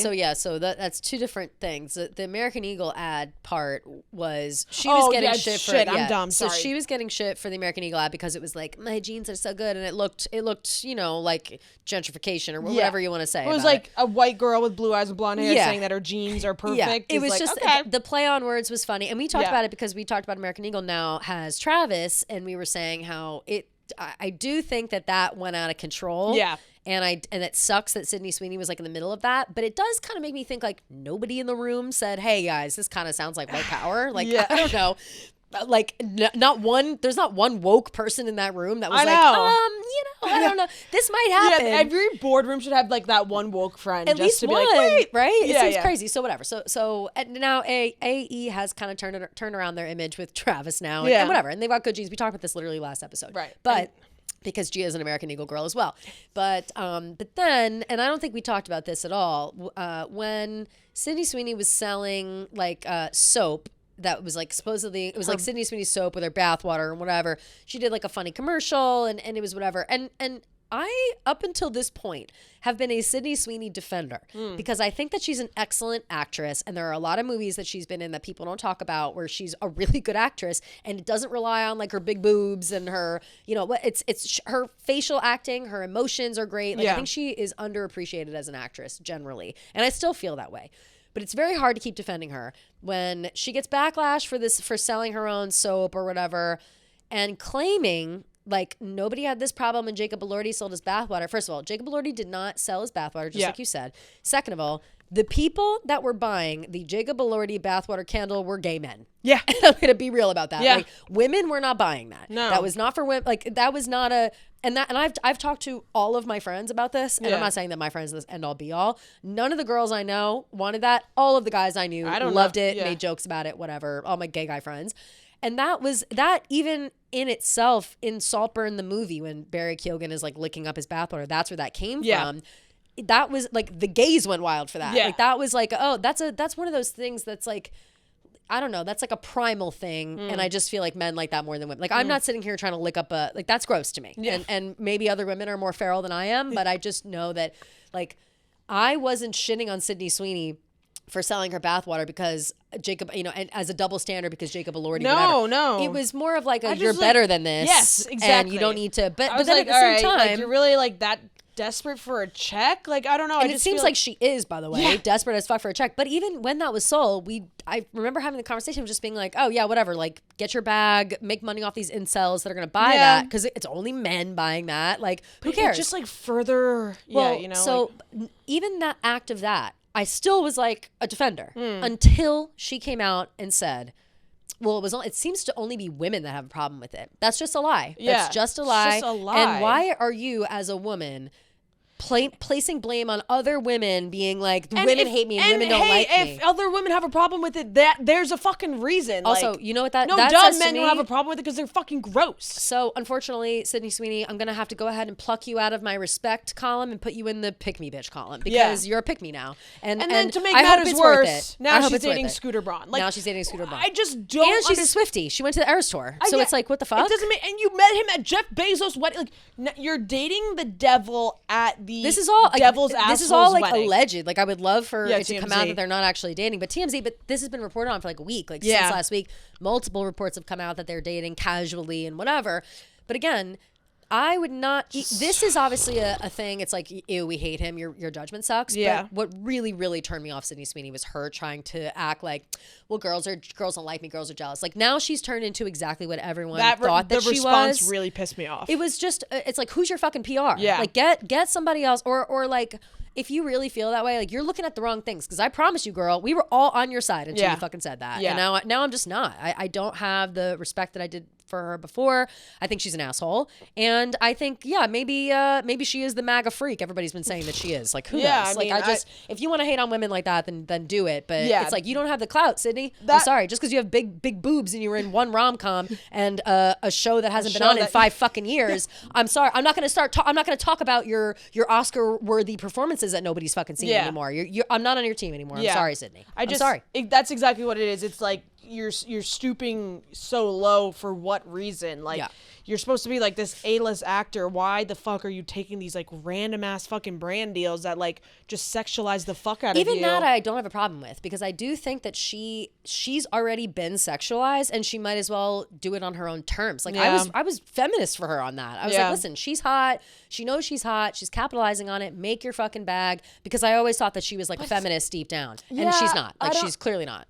Yeah, but I don't know. To me, it felt like she wasn't doing it for herself. It felt like, especially with the bathwater thing, like you're doing it for incels. You're like furthering their weirdness and like allowing them to like. I see that. You're profiting off of. But I like crazy group. But I did that in the way of like take advantage of them. Yeah, that's how because I do that. Like that's a thing. Like I take advantage of of dumb, horny idiots. Yeah, like that's a very specific market to corner and to have, and it's never ending because they're always there. And I do, and I always thought it was like we're laughing at them. You know what I mean? Like she's with us and we're laughing at them. That's how I always saw it, because I feel like she, up until that point, was always like girls. You know, like these are my girls. Yeah, I'm hot. Whatever. Like hot girls can do what they want. Like I don't know. I just didn't think that there was like a negative. I didn't think of it negatively at all until she said that was really cool. Women were hating on me. Yeah, then I was like, well, fuck you. Then. I thought she was cool. I thought, you know, she fixes her cars. Like she can do like she gets dirty, whatever. Like she's smart. And then the American Eagle thing happened. I was like, oh, that's kind of funny, but also kind of crazy. And I also didn't even really blame her for that. I blamed American Eagle more, because I was like, how do you let this happen? Like she's just getting a check and doing a commercial. You know what I mean? Like. Yeah, I don't know how. I agree with that, and now that she's dating or reported to be dating Scooter Braun, I'm very much questioning everything about her, and I just feel like if that's who she wants to date, then good luck. My perspective on her has shifted from. I like I said, I assumed that she was on our side and we were laughing at the expense of these people. And now it seems more so like she'd rather have that kind of person as her fan than actual women who care about uplifting other women. Like I agree the with first that. chance she got to talk about it, she blamed other women. I just don't. That was not the hate I was seeing. I saw people hating on that because it was like. Because it was just like a lame money grab, not.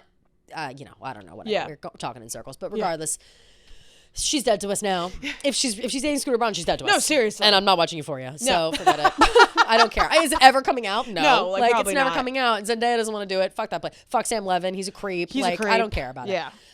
Last thing before we do voicemails, our little camera died just there. Oh. There was an Instagram / TikTok influencer who is now a member of Saturday Night Live.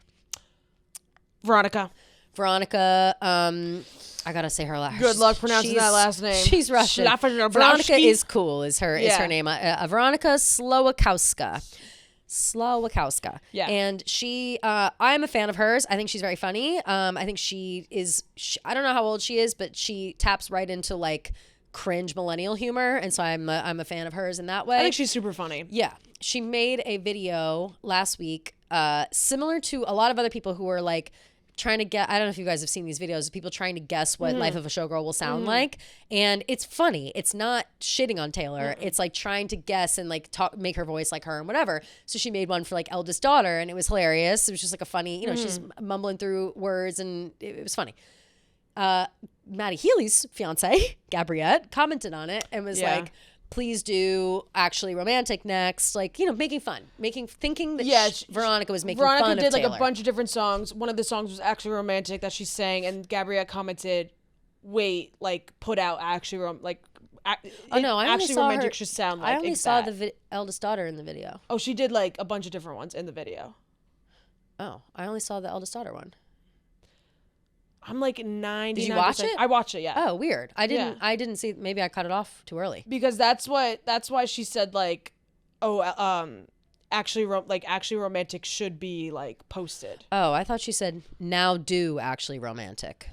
Let's fact check. Okay, let's see. Gabriette, Maddie, she said, babe, record Actually Romantic, please. Got it. Okay. Yeah. Okay. Damn, I must have cut the video off too early because I thought it was only eldest daughter. Because I will say, like, I forget how Veronica did it, but it was like, she's also an actually good singer. So it's like when people are doing these, like, we think it's going to sound like this, they do half the time sound kind of good. And the song like kind of sounded good. She was like, you open the car door, that's actually romantic. You kiss me in my cheek, that's actually romantic. Like, yeah, like that's hilarious. It sounded catchy. And yeah, Gabrielle commented, babe, please record Actually Romantic. And people were up in arms. People are upset. And so actually that kind of changes my thoughts on this. Okay. So I at first was like, Gabrielle, get a fucking job. What are you doing? Stop commenting on shit about Taylor. Yeah. Like, just why would you ever open yourself up?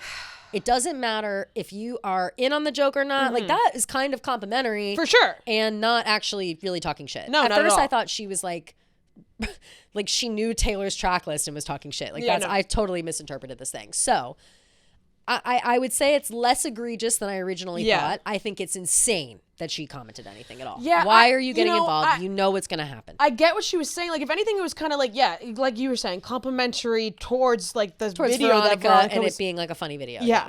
But yeah, I mean, I just don't know the thought process of involving yourself in a Taylor Swift like ipso facto a Taylor Swift video. Yes. Because, you know, it's just gonna incite the riot, and unfortunately and that's exactly what saw happened. the wrath, and she didn't even do anything, which is like silly. And Veronica ended up taking down the video. Yeah, so here's what I think happened in that way.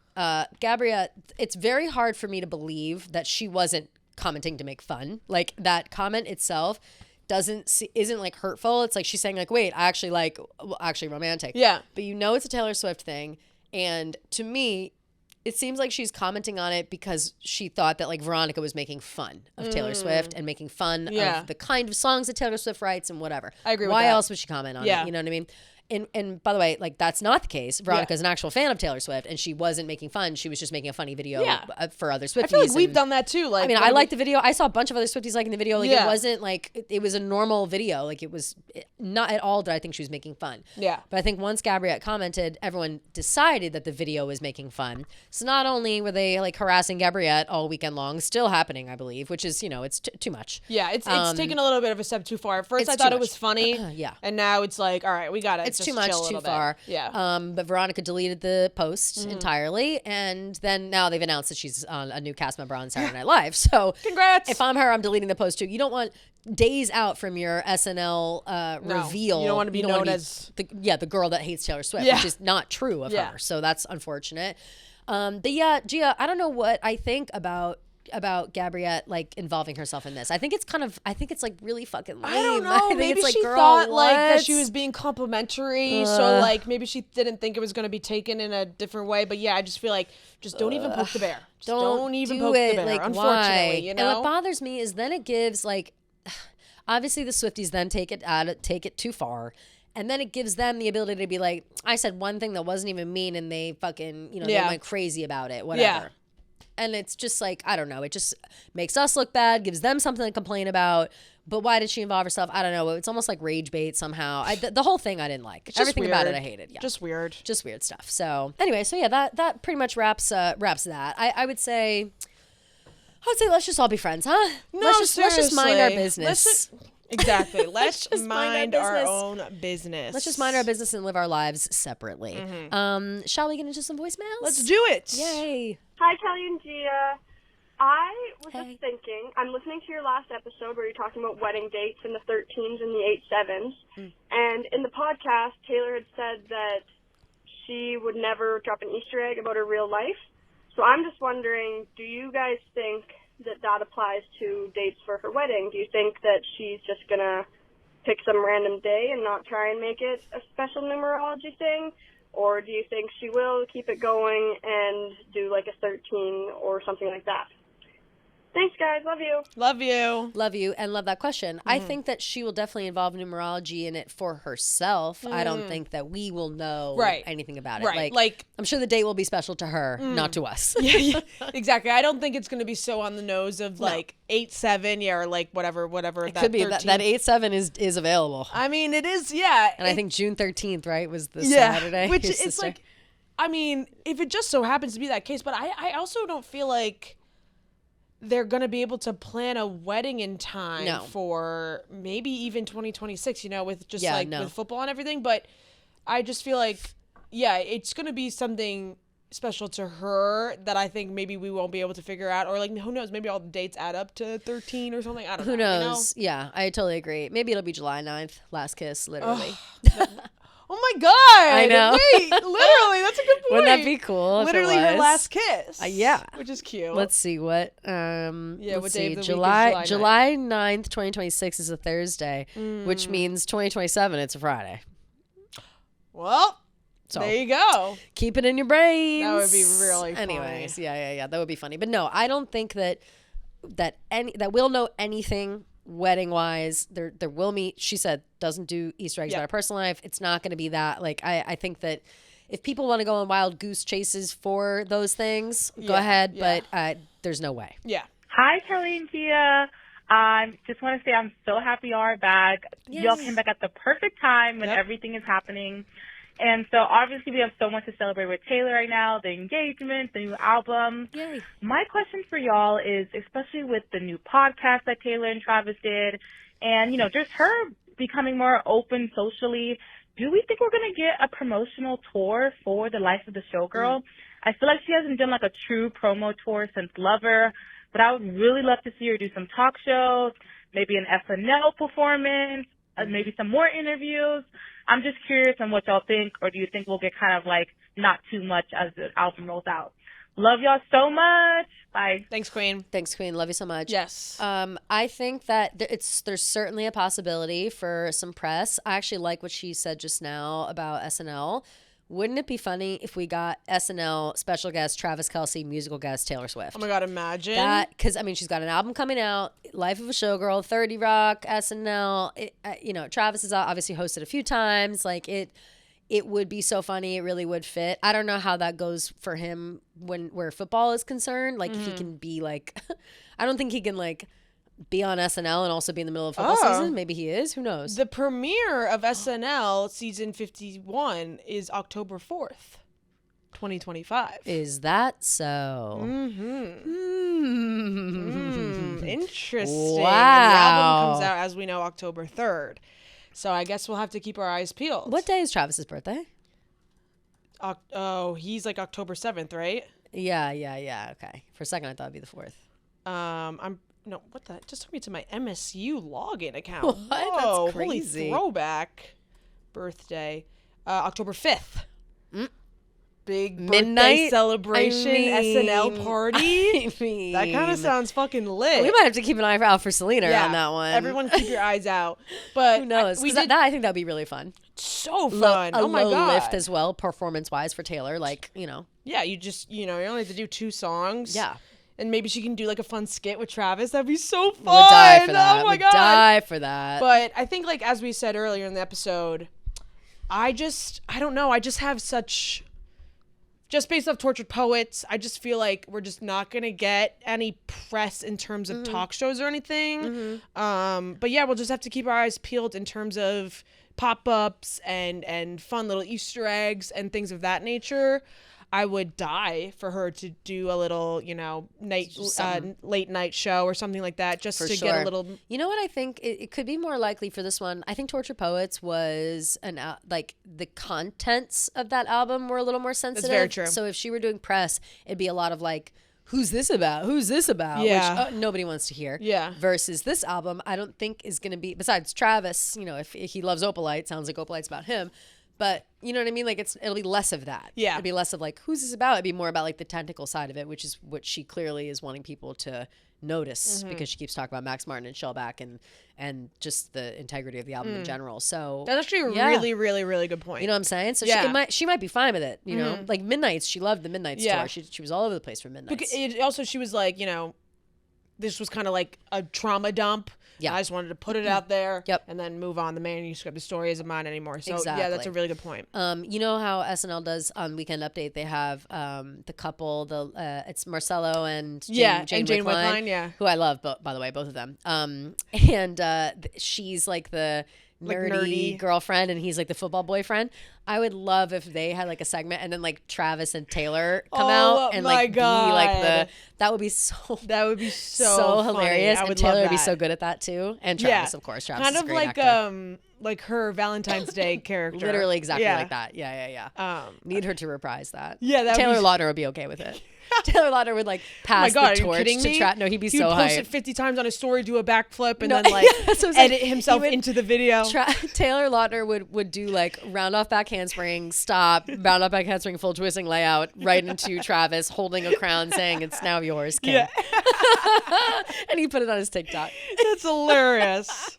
Okay. Love Taylor. Hi, Kelly. Hi, Gia. Hey, this girl. is Haley. Hey. First of all, I want to say I'm so happy that you guys are excited, as all of us are, about Taylor and Travis' engagement. I saw Kelly on the news that day. Yay. Oh my God. I'm so happy for her and the podcast. And I cannot believe that we live in the same universe, the same world as Taylor getting engaged. I mean, it's crazy, right?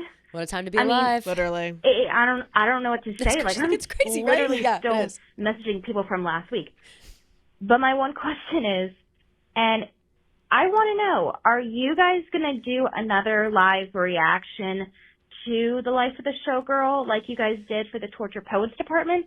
I would love to know if you guys have ever or haven't even thought about doing a reaction again, because I really loved what you guys did with the Torture Poets Department, and I would love to see your guys' reaction for the new album. Let me know on Thursdays. Love you, girls. Bye. Love you so much. Deep sigh. Great question. We're not allowed to do that because of the copyright stuff. I wonder if there's a way to get around it. Like, I know. What if we did it on like my YouTube? I know, or like, we just like make a burner YouTube, and do it, just upload it, and let it live there. Or I wonder if like we could ask Dave, like, we're like, hey, what if we did it? Can we just cough it up for just this one video? Just this one, yeah, right? Because it was like our reaction. Because we never actually got a lawsuit. No, so it's like, can we just risk it for this one video? I know. I fucking wish. No, he would literally be like, okay, your pod's canceled again for even asking. No, literally. He'd be like, how fuck dare off. you ask? Yeah, I know. But it would, if we could find a way around the rules somehow, we will do it. But don't get your hopes up. Yeah. I don't think we'll be able to. Unfortunately, yeah. It sucks so bad. Especially, too, for the part with that is, like, the clips. The clips are so fun, but there can't even be music in the clips. Nope. So it's, like, even if we did the thing on, like, a random YouTube and it, like, wasn't associated with Barcelona and whatever, and it was just us, like, dicking around on YouTube, we couldn't put any of the clips on Taylor Watch. So you really have to go digging for it. And I don't know. If we can find a way around it, we will. Yeah. But like I said, don't get your hopes up. Yeah, don't get your hopes up. But we definitely still want to try to do maybe something to celebrate. So just keep your eyes peeled. Yep. But yeah, that's just one of the unfortunate aspects of the copyright of it all. I know. Tragic. And yeah, we love that Torture Poets video so much too. It's our favorite video. I mean, it's like a video. It was our best video too. By far. But best we ever did. Everybody loved it. People always said they and I think it got us a lot of like new listeners and Big stuff. Time. So it's definitely like, I think we can make that case maybe of like, it's so good for us promotionally wise. Yeah. Like, is there a way we can do it? Yeah. I wonder, like, how do like Chats and Reacts get away with it and stuff? Like, maybe we should message them and be like, what do you guys do to avoid strikes and stuff? I don't, because I don't even know. We don't know them. We've never spoken to them. But no, I don't know them. It might be nice to try to get their advice. Yeah, maybe we should ask. Because they do that all the time. Because, well, I feel like, it's different. I know that guy like HC Hazy does it too. Yeah, it's different for them because they're not under like a huge brand of Barstool where like they know if they sue Chats and Reacts, like I don't know like what their net worth is or whatever. It's probably and, not. Like, yeah, it wouldn't be the same. It's not worth the legal battle compared. Is what I would think. Right. So just based off the conversations we've had. Unfortunately, you know what I saw that I hated, and it could have been like rage bait headline whatever on YouTube when I was watching Lady Gaga video before. On the side came up like a Taylor Swift hater reviewing Reputation, and it was like.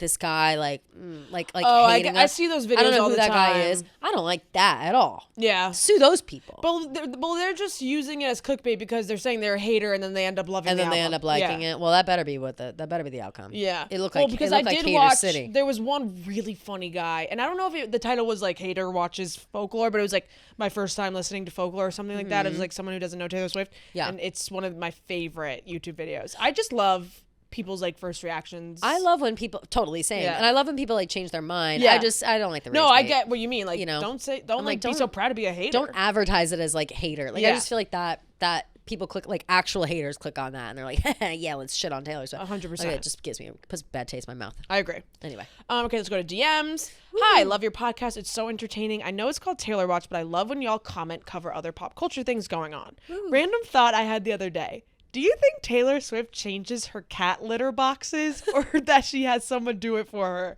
Also, do her cats go on tour with her like on the private jet? That's hilarious and confirmed. Yes, the cats go around with her on the private jet. We've seen them on the private jet in Miss Americana. Yeah. And I don't know about present day now. Yeah, I would think they wouldn't go fully on tour with her though. Not on the whole tour, but they'd certainly go sometimes. Yeah, for sure. I feel like they're, maybe it's like if she's around town, she'll bring them to a couple different places and then bring them home. But they've definitely been with her, they're probably with her more than we think. Yeah, for sure. What I mean? Like she brings them everywhere like dogs. So, who knows? As far as cat litter goes, she's probably rich enough where she has one of those like self-cleaning things. She definitely has a litter robot. For sure. She and then definitely has a litter robot. Def has litter robots and definitely has like housekeepers who check on that to make sure that it's fine. But I feel like she probably does clean it every once in a while just like for the normalcy of it all. For sure. And also she's normal. And I just feel like she also would be somebody who's like, it's not your job to be like cleaning my cat's litter. You know what I mean? Like she just seems like, so it's like, no, like please let me, Yeah, like, especially because cat litter is so fucking nasty. Cat litter is nasty. It is so funny to think about her being like, and like right? For sure. Because that's me every time I have to do it. Of course. When I babysat Momo for that short time, it was like cat litter fucking everywhere. That was the thing that I couldn't really get past. I was like, the cat litter. It gets everywhere. Yeah. And I didn't really have space for that in my apartment, so when he stayed I had it in my bathroom but like kind of in front of my shower, so I like had to move it if I wanted to shower, and it was just I was stepping on cat litter for like 3 weeks. I have like a full mat that like covers like all of the ground. You gotta, you have to do it. Okay, so this is good homework for us for Summer I Turned Pretty. I'll write it down. Hey, Kelly and Gia, Taylor Watch is my absolute favorite podcast. Tuesdays and Thursdays are seriously the best days of the week because of you two. Oh, thank you. Such a nice message. Aw, that's really my sweet. question for you is, what Taylor Swift songs do you think fit best for the characters from the Summer I Turned Pretty? Like, which songs match the relationship between Belly and Conrad, Belly and Jeremiah, or even Steven and Denise, LOL? Or just songs that fit each character in the show? For me, I think Mary's song is so perfect for Belly and Conrad's relationship. It captures the long destined love so well since they were kids. And for Belly as a character, I'd pick 7 because it really shows her youth and maturity level she's at. Would love to hear your thoughts. Love you both. Nora from Washington.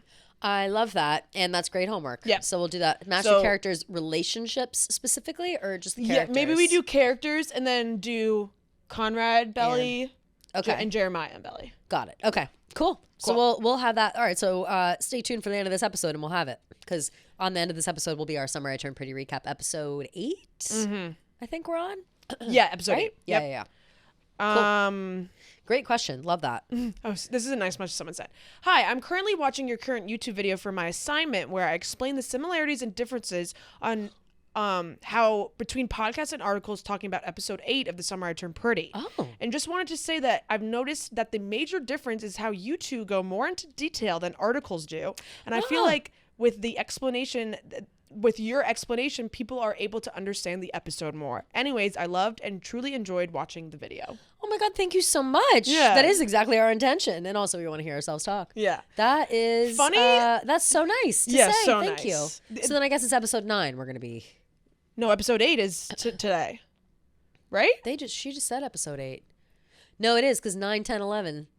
Oh, fudge. Yeah, you're right. Yeah, oh, so that was 9 episode 8. Yeah, you're right. Yeah. You're right. Sorry. So episode 9 at the end of this pod will be reviewed. But how lovely. And yeah, I mean, I think that it's easy to break down that show and fun to break down that show because there are so many characters and they're all going through so many things that I feel like it's easy to put yourself in their shoes and kind of understand where they're coming from. Like everybody hates Jeremiah, but like really at the end of the day, you can kind of see why he is the way he is. These characters have a lot of depth, like totally. For and nobody's like so young hated romance or young adult show. Yeah. And no one is so like actually evil. Like I feel like there's not like an actual bad guy. You know what I mean? Like obviously Jeremiah is like the default, but even him, like you can make a million cases for him to not actually. He still has redeeming qualities for sure. Totally. This is another Summer I Turned Pretty one. Love. Summer I Turned Pretty thought. At the bachelor party, Conrad tells Jeremiah that he wants him to do something he loves rather than take the job at Breaker. Yeah. I think Jeremiah ultimately finds his passion as a chef, something Adam would certainly not be proud of. What? In season 1, I think he swats Steven away from the stove, saying that his heavy breathing will break the yolks while he's poaching eggs. He makes Conrad the hangover smoothie. Kaylee chooses the original lunch spot for Adam and the boys based on her awareness of how much food matters to Jeremiah. Finally, the freaking mirror glazed cake and his rant about the bitterness of the cacao complementing the tart sweetness of the raspberry coulis. Maybe Belly and Jeremiah encounter each other in Paris in the future because he's at culinary school. Honestly? Thanks for the great podcast. I've only just discovered you at the direction of my son, who seemingly has grown very weary of me. Kvell? Kvell? Kvell? I don't know what that means. Hearing me blah over TSITP for a few weeks. Over Summer I Turned Pretty for 4 weeks. I'm not sure. Yeah, I don't know what that means. Kvell? Is that a word? KVEL? It must be a typo. Oh, feel happy and proud. Oh, pronounced how? Kvell. Wow. Okay, new word learned. Thank you for this vocab lesson. Kvell. I've never heard that. Yeah, me neither. I've never heard that before. Well, love that. Love that, and love that your son directed you here. Yeah, hell yeah, male Taylor Watch fans. Yeah, let's That's go. Amazing. And what an astute observation. No, seriously. You are so right. Jeremiah's obsessed with food. And he's obsessed with the specifics of food, and culinary school in Paris makes so much sense. The only thing he brought to the wedding was food, Takis and whatever, donuts or whatever the fuck. Right. And he cared about the lobster rolls for Belly. Like he's very food forward. And I really never thought about that. Yeah. Did you see the video? I forget if I sent it to you or if I posted it on my story or if I only liked it.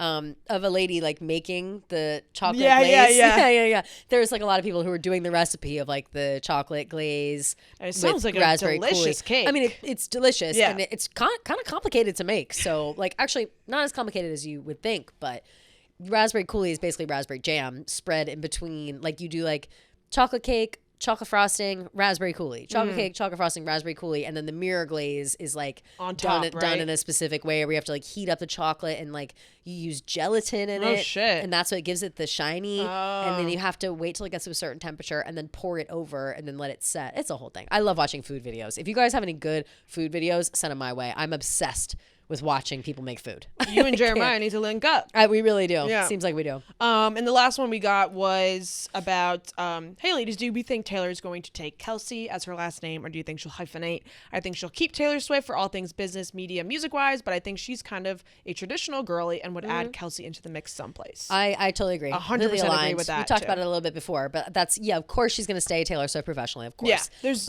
no way. But yeah, I could see her, I don't know, maybe changing her name on Instagram too, like Swift Kelsey. Totally. And yeah, I think she is traditional in that sense. And I respect that. And yeah, do what you got to do. And I feel like, again, you build up your name. She's worked so hard over these years. Taylor Swift is, not only a person, but like an entity, you know, like in a business and all that stuff. So yeah, she's a brand. She's not just, or her name is not only her name, it's also her brand. Exactly. So I just feel like there's just no way she would change that. Do you think they're gonna get like I feel like maybe we talked about this last week, that they'll do like a collab post again? No, like a collab like business event, like Kelsey Swift, like PR, like not PR, but you know what I mean? Like they have their own business venture stuff, like Magnolia Farms, but like Chip and Joanna, but Taylor and Travis. Not literally that, but maybe like a business. Like they themselves will become their own brand. Yeah, or maybe like as a couple. Maybe they like start a charity together. Totally. I could totally see that. 100% for kids. Yeah. Oh my God. Yeah, that'd be amazing. Regardless, I think that Taylor's going to do what Taylor's going to do. Exactly. And we look forward to finding out whatever that is. So thank you guys so much for listening to the episode this week. Remember to stay tuned to the end of this episode for our Summer I Turned Pretty episode 9 recap. Yep. And we love you guys, and we will see you next week. Love you guys. Gia, we have a new bestie on the pod. Woo! It's bestie season, so all the new besties are coming through, and now we've got Nutrafol, which I know that the Taylor Watch listeners love Nutrafol. I know a ton of my friends love Nutrafol. My mom has tried it before. Everybody is getting on board because, and I am also getting on board specifically for the upcoming season because it's winter, and I got to thicken this hair up, girl. Yep. Okay? We can't have any chill breezes. No. Hitting the back of our neck. No, I don't need that. I want that thick growth. I want that good. Those thick. I want a ponytail this thick. Okay, so I'm gonna go ahead and get myself some Nutrafol, and you can too now that they're an official bestie on the pod. And listen, for my whole life I've had decent hair. I feel like my hair has been okay. Of course. Sometimes it's thicker than other times, and I'm kind of like, I would like a little more body, a little more movement, a little more something. You never know based on the time of year what you're going through, hormone changes, et cetera, et cetera. Your hair is always feeling different, but you want to feel confident with your hair growth, and you want to put your best foot forward hair wise, and Nutrafol is the person for you. 100%. Nutrafol is the #1 dermatologist recommended hair growth supplement brand, trusted by over 1.5 million people, and you can feel great about what you're putting into your body since Nutrafol hair growth supplements are backed by peer-reviewed studies and NSF content certified, the gold standard in third-party certification for supplements. Adding Nutrafol into your daily routine is simple. Purchase online, no prescription required. Automated deliveries and free shipping keep you on track. And plus, with a Nutrafol subscription, you can find up to 20%. You can save up to 20%, shall I say, and you'll have access to free one-on-one neuropathic doctor consults to support you on your hair growth journey, and a Headspace meditation membership is included. So see thicker, stronger, faster growing hair with less shedding in just 3 to 6 months with Nutrafol. For a limited time, Nutrafol is offering our listeners $10 off your first month subscription and free shipping when you go to Nutrafol.com and enter promo code TaylorWatch. Find out why Nutrafol is the best-selling hair growth supplement brand at Nutrafol.com, spelled Nutrafol.com, promo code TaylorWatch. That's Nutrafol.com, promo code TaylorWatch. All right, here we are, fresh off of watching the latest episode of The Summer I Turned Pretty, episode 9. Oof. So if you guys aren't caught up, make sure you're caught up before you watch this, because we are going minute by minute, basically, in the show. And we were just discussing it before we started, and we said, ooh, save it for the show. Yep. We were about to talk about how I initially said it was a terrible episode. And then I was like, well, actually, it wasn't terrible because I felt like there were some much needed conversations. Yes. However, all of those conversations could have happened maybe in the first 30 minutes. Yes. Yeah.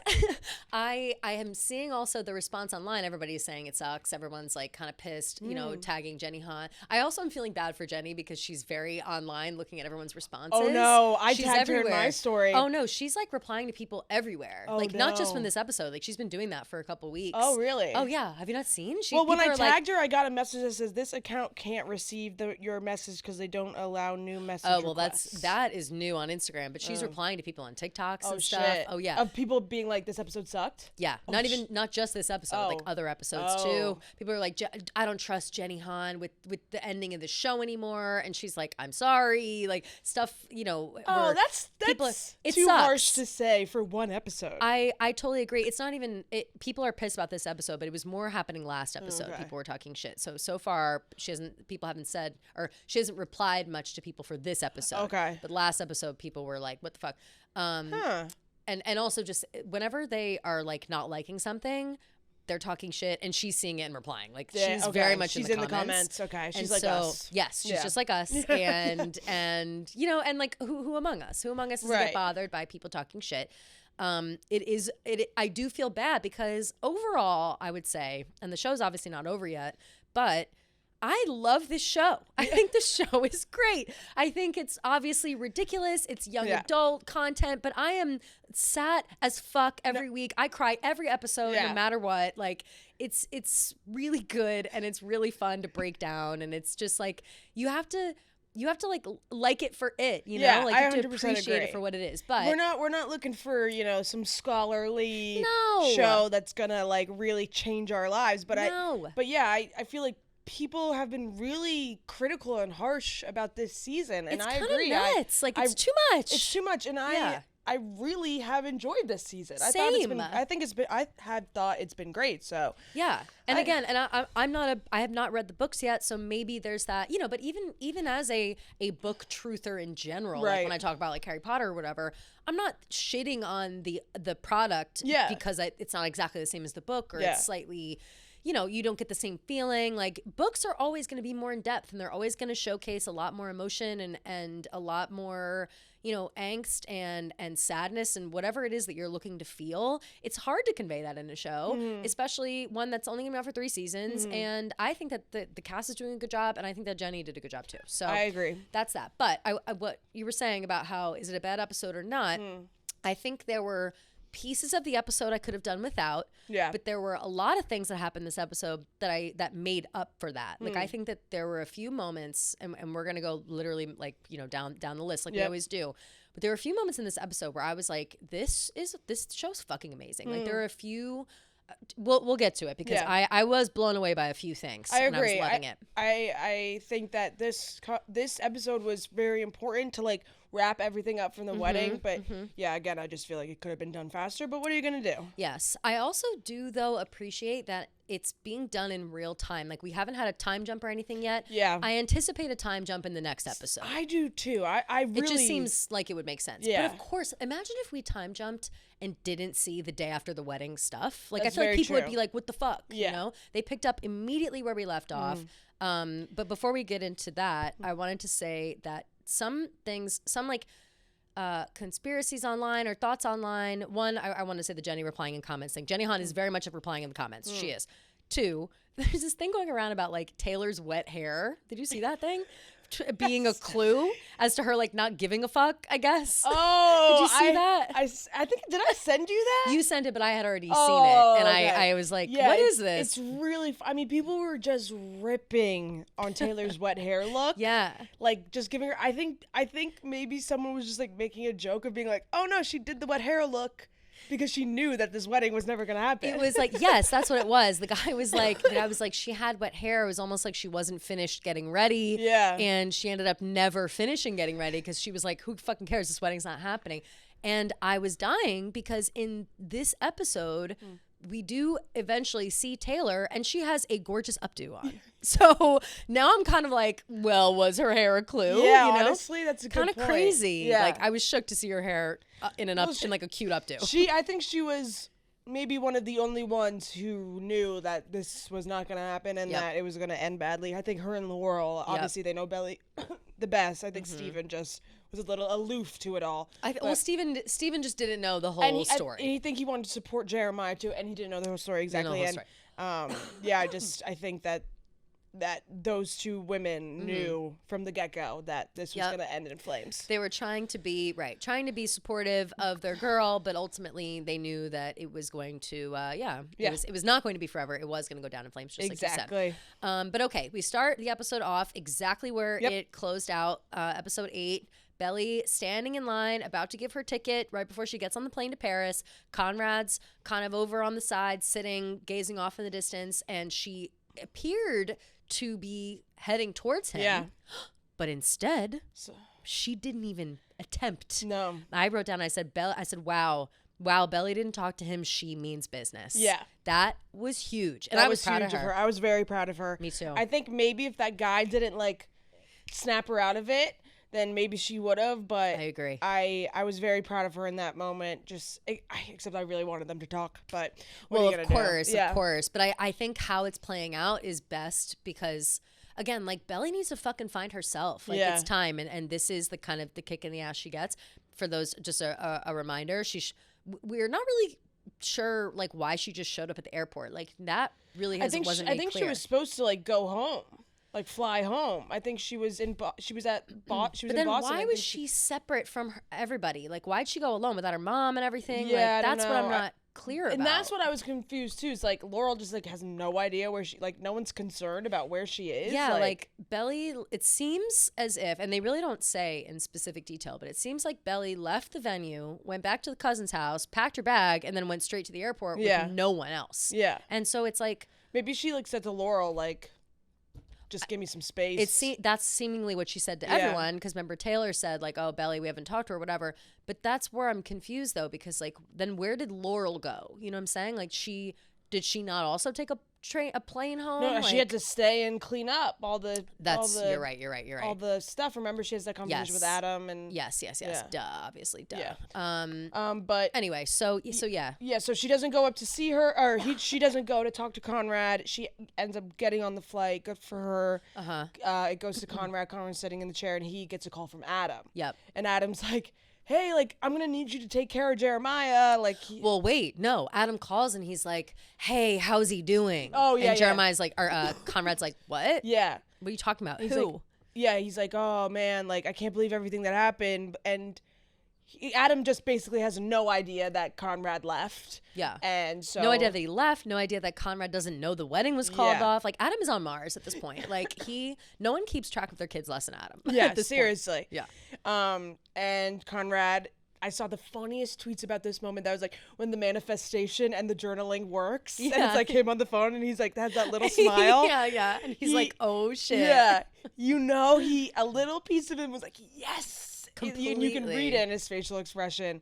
But he does end up going back to Cousins. He's like, oh, I'm not going to get on the plane.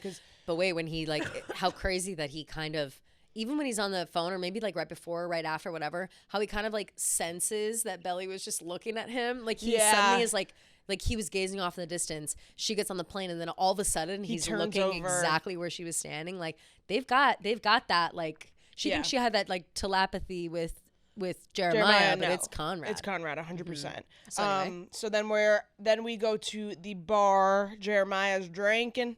He's crunk AF. And he's got fucking Redbird there. Yeah, Redbird's being so annoying, going on and on about how everyone's hot. He should hook up with girls. There's so many hot guys. There's hot girls. He's yelling in Jeremiah's ear, being obnoxious. I've written, fucking Redbird is the most disgusting friend. Like, he truly is. I've never seen a worse friend. Like, he just is not, he has no grasp on reality. He doesn't know how to handle anything maturely. No, you sent me a thing that was funny. It was like Redbird is trying to break up the marriage all along, but I fucking said that. No, like, yeah. I still think it. Like, and I still think, like, even when he was having that conversation with Jeremiah, like, I feel like at a certain point, maybe he was gonna be like, "You could hook up with me." No, literally, like it was so. And again, and the person that said like Redbird's breaking up the marriage, they had it with like spooky music, and it was like Redbird was the only friend to wear a pink suit to the wedding. And again, literally all shit that I said. I swear there is something nefarious going on with Redbird. He's getting way too much airtime. Like, I just don't. And it's like the way he was disrespecting Taylor, the way he's constantly put Belly down. Yeah, I think he is there to really show how immature Jeremiah is, and the fact that Jeremiah still surrounds himself with people like him shows how, like, again, immature Jeremiah is, and how like unaware he is of his surroundings. And I think your friends always speak so much about who you are as a person. So to surround yourself with Redbird is a choice. He's just vile. And he was being so obnoxious, and he starts talking about Lacey Barone. But he doesn't say her name. He just like kind of mentions Cabo, whatever. And Steven's like so infatuated with Taylor that he's like not really paying attention. He didn't like register what was said. Not at all. And then Jeremiah's sitting there. He's like, he's drinking. What's he drinking? Beers or taking shots or he just was just on his shit, being annoying and drunk. And in this moment, I was really trying to put myself in his shoes as well, because he, like, yes, it sucks that your fiance doesn't want to marry you because has still his feelings for your brother, and you had to call the wedding off yourself and like be the person that was like, I can't do this. And you're gonna go to the bar and you're gonna drink with your friends and whatever.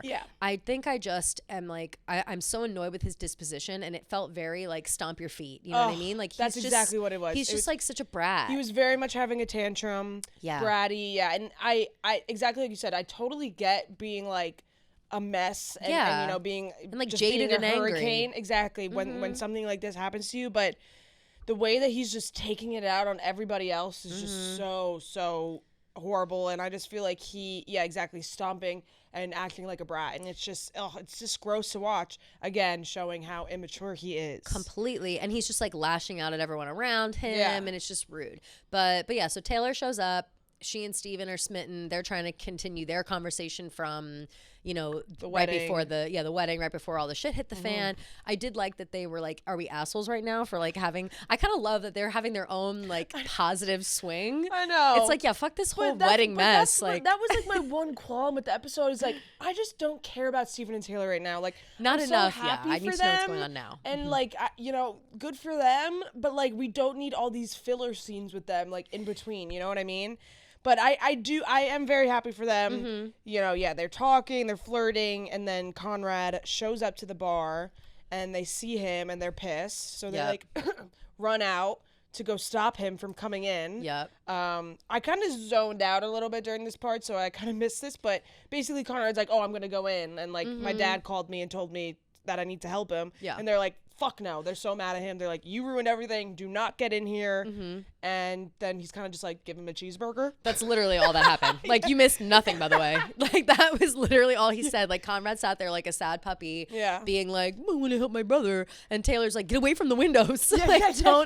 Don't let him see you. He doesn't want to be around you right now. You shouldn't be here right now. Steven's pissed. Steven was being really mean to him. Really mean to him. Unnecessarily so, I felt. Agree. I mean, I get that he's mad still about the belly of it all, but I am just kind of like, I don't know. Steven, I appreciate that he's standing up for Belly and standing on business for his family and whatever. But Conrad is still his friend and family as well. And the way that he's treating Conrad is almost like he did something far more egregious than he actually did. And again, Steven still doesn't know about Lacey Barone and stuff. So like, you know. I always thought that Steven was more Team Conrad. Me too. So I was surprised to see him so upset about this. But yeah, I guess exactly what you said. Like, he just doesn't know the full story. Yeah. So I just felt like his anger was a little unwarranted, because it's not like he didn't know that Belly reciprocated the feelings. You know what I mean? Right. Exactly.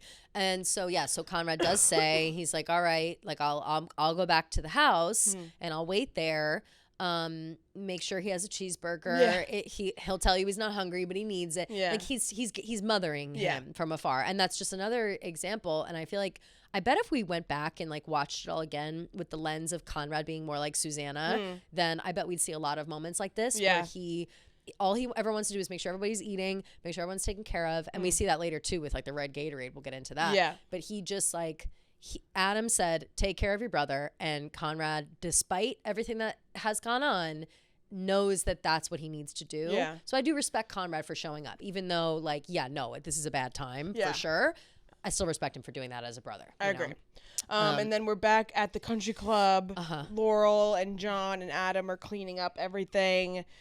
Adam's kind of giving Laurel a hard time about, you know, calling the wedding off, or Belly calling the wedding off, and saying, you know, she's saying like, she's saying to like one of the workers, like, can we save the food? We paid for all of it. Adam's like, well, I paid for all of it. I was so pissed at Adam during this part, but then Laurel gives it to him. And it's like, he's like, oh, blah, blah, blah. Or no, they're arguing over stuff. John is like, I'll go take care of it or whatever. And then they're alone, and he was like, oh, like kind of, they're basically like, that's arguing, not gonna last. They're basically arguing like who was like the better parent during this time, basically. Like who fucked up more. Totally. And so, but before that, like it all in the same conversation, but Laurel and John had like a moment, and Adam was like, oh, be careful, that's not gonna last. And Laurel was like, oh yeah, how's Kaylee? Like, and I love that she said that. And she's like, I can't believe you invited her parents. Like, they're really kind of like giving it to each other, and they're angry with each other. And then they get to that point where they're like, where Laurel's like, do you want me to say that I don't know what the fuck I'm doing either? And then at first he's like, no. And then he's like, well, yes. And then it kind of seems like they raise the white flag. They're laughing. They're realizing their ridiculousness. I liked that little kumbaya moment of Laurel kind of just being like, yeah, I don't know what the fuck I'm doing. Neither do you. And Adam, I think Adam, literally just wanted Laurel to admit that she kind of lost the reins on everything. And maybe she's not, like, sometimes she can fuck up too. Like, Adam's not the only parent that fucks up. Totally. You know? And I think that that's fair. You know, beware. I'm gonna become an Adam truther in this whole episode, by the way. Like by the end of the episode, I was like, "Fuck, do I like Adam?" No. Like what? I love Adam now. Like unfortunately, I love Adam now. But in this moment, I also like it was the first time we've seen Adam kind of be, I don't know, like vulnerable. For sure. I appreciate and completely understand his point of view, because I do think that Adam has had the brunt of being the bad parent since even before Susanna died. Yeah. Like this is like he's just always had and that. I think he wants people. I think he wants like everyone to start realizing like totally hey, he's not that bad. Yeah. He just wants to make a living for his family. Yeah, he's a workaholic. Okay, whatever. But like, and he never knows where his sons are. Okay. And he cheated on his wife dying of chemo. cancer. But Fuck. okay, like yes, he fucked up a lot. But I understand him being like, hey, I'm not the only bad guy. We're all kind of in this together. Yeah. And so, and I loved Laurel calling him dickhead. Yes, I thought like that was so funny. She's like, all right, dickhead. Yes. Like, let's keep cleaning up. That was so funny. It was great, and it made me think about like there had to have been a time where they were all very close. Yeah. Like obviously she's close with Susanna always, and we've only ever seen really Laurel's relationship with Susanna. But I imagine when she and Adam got married and Laurel and John were married, I bet they were all friends, you know, like and having a good time. So it was nice to see them just like being nice to each other for like once. I agree. We're back at the bar. Jeremiah's still drinking. He's slurring. He holds up his mom's ring to try to pay for a shot or something, and they're like, dude, put that away. Like, what the fuck are you doing? Insane. I wish in that moment Taylor like took the ring and put it in his pocket and was like, be careful. I wish that she just took it. Yeah. I'm like, he's gonna lose that ring. Like we also don't know where that ring is. Not responsible enough. Not responsible enough. And that to me is like the most precious thing. Yeah. Because she's dead. Like that's her and doesn't matter what it looks like, or I mean it is a big ring. It's a nice fucking ring, but it's more the sentimental value with that. Like if you lose that, that's something now nobody gets it. Yeah, that's something that'll weigh on you for the rest of your life. Of course. Like I could never forget myself. Like that's horrible. They're kind of all just talking, and Steven's like flirting with Taylor across the bar, even though Jeremiah's still drinking. And Jeremiah asks like if they think she ran off with Conrad. He calls him Conrad. Conrad, yeah. He goes, oh, I bet she already met up with Conrad, and they're all on their way to California. Like he really thought he ate with that. Yeah, he really did. And he, in that moment, I thought that Steven and Taylor, also all of his other douchebag friends are gone. It's just the three of them at this point. I thought that Taylor and Steven were doing a good job because he was so drunk of not really like bringing up that Conrad. Like they did a good job skirting around the fact that Conrad literally showed up at the bar. If I were them, I think in like a snap decision, I would have been like, well, he showed up here and whatever. So I think they handled it well. Something that really stood out to me this episode is I just feel like obviously Jeremiah's so upset about Belly and that calling off the wedding and everything, but I feel like the thing that he cares about the most is the fact that Belly didn't go up pick him. You know, he constantly is bringing up, and we'll see it throughout the rest of the episode, like he didn't pick her, she didn't pick me, but she didn't pick him, she didn't pick him. He's like obsessed with being chosen or being the one, which I think is a total reflection of like how he's felt in his family and his life. And how he sees the relationship with Belly too. Yep, exactly. And he says that Steven and Taylor say that they talked to Conrad and that he's at the cousin's house, and Jeremiah's like, oh, should I go smash his face in? Yep. And they're like, no, like, dude, you just gotta sober up, please. Like, eat your cheeseburger, maybe drink a water. Like, this is just really annoying. He refuses to go back to the cousin's house. Yeah. And he's like, he basically asks like where Belly is, and they're like, we have no idea. Yep. And that's kind of that scene. Yep. They go into the hotel, and it's the honeymoon suite. Brutal. Brutal. The honeymoon suite. Yeah. I don't know how someone doesn't think to like, I don't know. I guess it's hard. There's a lot going on. I guess because he didn't want to go home, so he's like, the only place I really have to sleep tonight is... For sure. Yeah. But my thoughts are like, how do you not call the hotel ahead of time and be like, hey, change of plans, get rid of all the honeymoon shit? Like, this same thing happened, and I keep referencing, and I know I said this on last week's episode of just regular Taylor watch that I had just watched Sex and the City movie, the first one. And they go to Mexico, obviously, because Carrie had booked like a honeymoon excursion for her suite in Mexico. And they show up and it's like honeymooned out. Yeah. I'm like, who the fuck didn't call ahead and say, get rid of all the honeymoon shit? Like, why did it take them showing up with all the honeymoon stuff everywhere for whatever?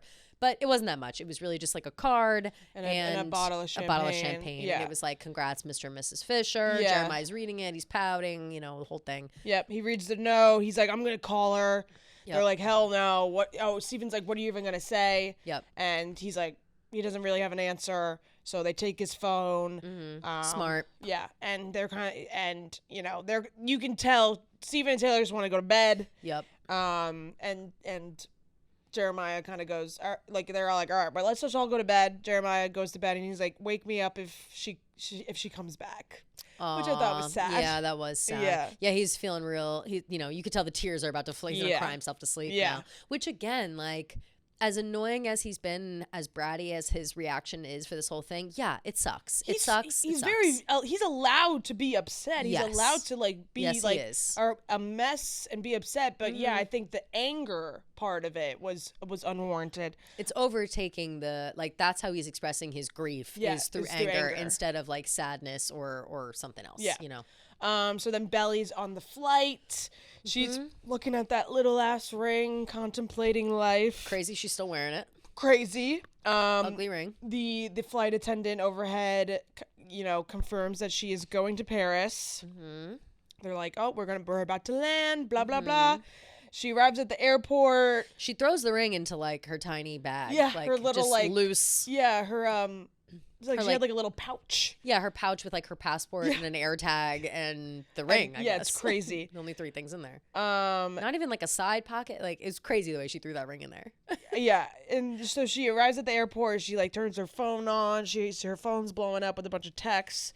And during the scene, I was literally thinking to myself, I could not think of a worse place to go, hungover, depressed, in a bad mental state than Charles de Gaulle / Paris. Literally nowhere worse. No. I also did write though, like, of course Belly is flustered at the passport counter. No, of course. Like, of course. I said Belly's way too unself-aware to travel alone. 100 billion %. And nothing drives me more insane. Maybe this is because I'm an anxious person and also because I'm a good traveler and I'm very like, everything has to be. Because I never want to be the one holding people up, especially at Charles de Gaulle specifically, because they hate your fucking guts just when you show it. They hate everybody that shows up at that airport. They just hate you for existing. Exactly. And so she goes up to the counter and she's literally like aloof, like, whatever. She's like, like, this is Border Patrol. No, literally. And they're like, he's like, mademoiselle, like, fucking figure it out. And she's like, what? Like, yeah, that was pissing me off. Even him trying to speak French to her and her being like, I don't understand, like, in French. It's like, okay, well, then tell him immediately,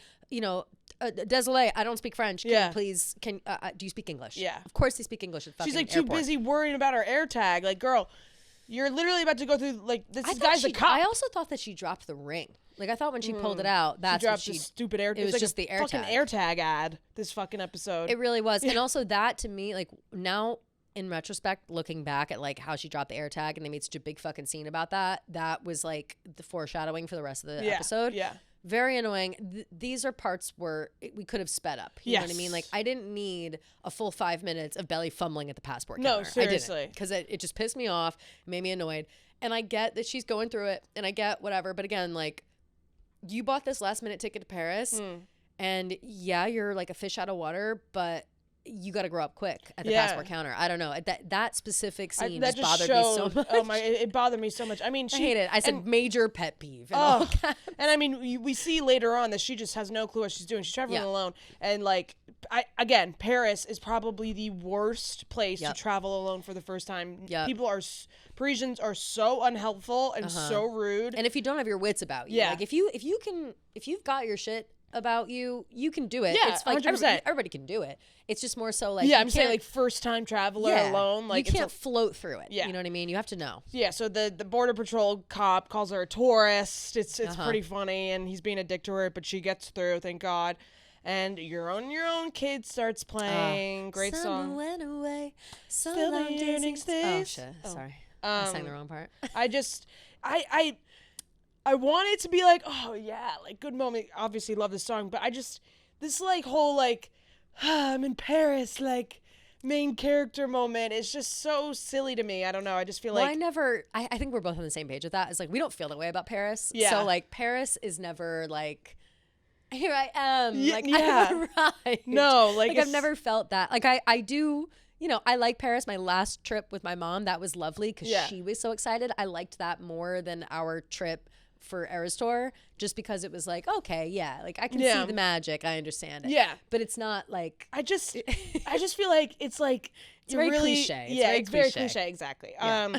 So she arrives to the school. It's just an absolutely gorgeous school, you know, stunning, lined with bookshelves. Beautiful spot. It's like right by the Seine. It's like I think close to the Louvre. I was really trying hard to like figure out where things were because I'm, you know, I like to do that. Yeah. Just absolutely gorgeous. Seems like they're in some sort of library or something. Also, is she supposed to be like a French student? Like, is she supposed to be like taking French because her French sucks? Her French sucks. And why would you go to Paris without knowing French? But here's the thing is like, she, even at the passport counter, her to know how to say, I don't understand. Yeah. I'm like, what? You yes, you do. Yeah, that's like so there's that moment, and then she also like kind of mixes in a bit of French. So I'm like, do you know it or do you not? Yeah. But it seems like, I don't know, like my interpretation is kind of maybe like Lola knows French and she was doing a bad job of pretending like she didn't know French. Yeah. Like, because there were things like, I don't know how to say I don't understand. Yeah. Do you? No. I know. I only know it in hello, goodbye, no and thank you. Is that Spanish? Yeah. That's Spanish. But yeah, so she comes up to the computer, the counter. There's this woman there. She's like probably the head of the program, whatever it is. She's like, I'm here to enroll. The lady's like, the program's full. I don't know what you're talking about. Yeah. Belly's like, oh, I was on the phone with this guy, Antoine. Antonin. Yeah. Last night he said there was a spot full. Antonin has one brain cell. And Anton is a real fucking idiot. Real idiot. He's like a little mouse, and when he got in trouble, he ran away, scurried away. He got a bitch out. Yeah, looking at last year's spreadsheet or last month's spreadsheet, and the program's full. Belly pleads and begs if there's an extra spot. The lady's like, I told you, and I'll tell you again, the program's full. Sorry. And that's the French, by the way. One extra girl in the program, she literally is sitting there with her suitcases. Yeah. She showed up overnight. Someone on their side of things made a mistake. Yeah. Anywhere else, they accommodate you. Yeah. They figure it out. They try to, you know what I mean? Like, I feel like that is such, especially foreign country. Yeah, I have in all caps. He told her there was a place. Like this is not on Belly. Yeah, no, it's not. All. That's crazy to me. I feel like I would have gotten so pissed. I mean, like, I wouldn't have left. Told me there was a fucking place. I wouldn't have left. I don't think. I would have been like, this is absolutely fucking insane. Bring me to the dean of the college. Like, something has to happen here because you can't. Or like, I'm not calling for Antonin's firing, but it's his fuck up. So you guys make it right. Yeah. It's not on me to now leave because you say there's no room in the place. She's like, you flew all the way here. Like, she was like, yeah, because I was told I had a spot. Insane. Crazy. So I would be so pissed. I was feeling bad for her, for real, at that point. And I also did think I was surprised when she was at the passport counter and the guy was like asking, what are you doing here? And she was like fumbling the words, being like, I'm a student. No, I'm a student. Like, I was like, are you drunk, by the way? No. It was like, you know, she couldn't spit it out. She's like, well, I had a spot and then I didn't, but now I have it again. And I just have to enroll. Like, she's explaining it. This man doesn't know you or care. But in my head, I was like, oh, wow, that worked out. Like, you know, like that seems. No, I was like, she's about to get pulled through Border Patrol. Like, she's about to like get like pulled into a secret and it's his side room. Totally. That happened to me. Well, she was being sketchy as fuck about why she was there. She's, you know, she looked fucked up. When I did a program in Fiji, I like didn't write down the address because I didn't know it because I had to meet like with my group at the baggage claim, and the guy ripped on me, screamed at me in front of everyone, pulled me into a room and like questioned me. Oh my god, what the fuck? It was crazy. I was 15 and I cried my eyes out. Oh my god, that's crazy and scary. And I was like, it's about to happen to Belly. And they're like, no, have a good time. They were like, tourist, bye, like whatever. And again, like the French do not give a fuck. Yeah. But I do, ultimately, this is fully on that college. Yeah. Also, why isn't she like... This is where things get too technical, obviously. Like, you know, obviously, none of this matters because she just continued on with her day. Yeah. But if it were me, I'm calling Finch. I'm calling, like, how is she not calling, like, the dean of Finch? Yeah. Being like, hey, you guys need to fix this because I called this man, but this is a program through Finch. Like, someone needs to figure it the fuck out. She was way too complacent. Just I'm like, here. Yeah. Right. And she's like, oh, well, too bad. Or at least, like, I don't know, call a hotel and be like, I gotta go somewhere, like, or try to find a place to, like, put your stuff down. Completely. You're carrying all your fucking stuff through the streets of Paris. It's nuts.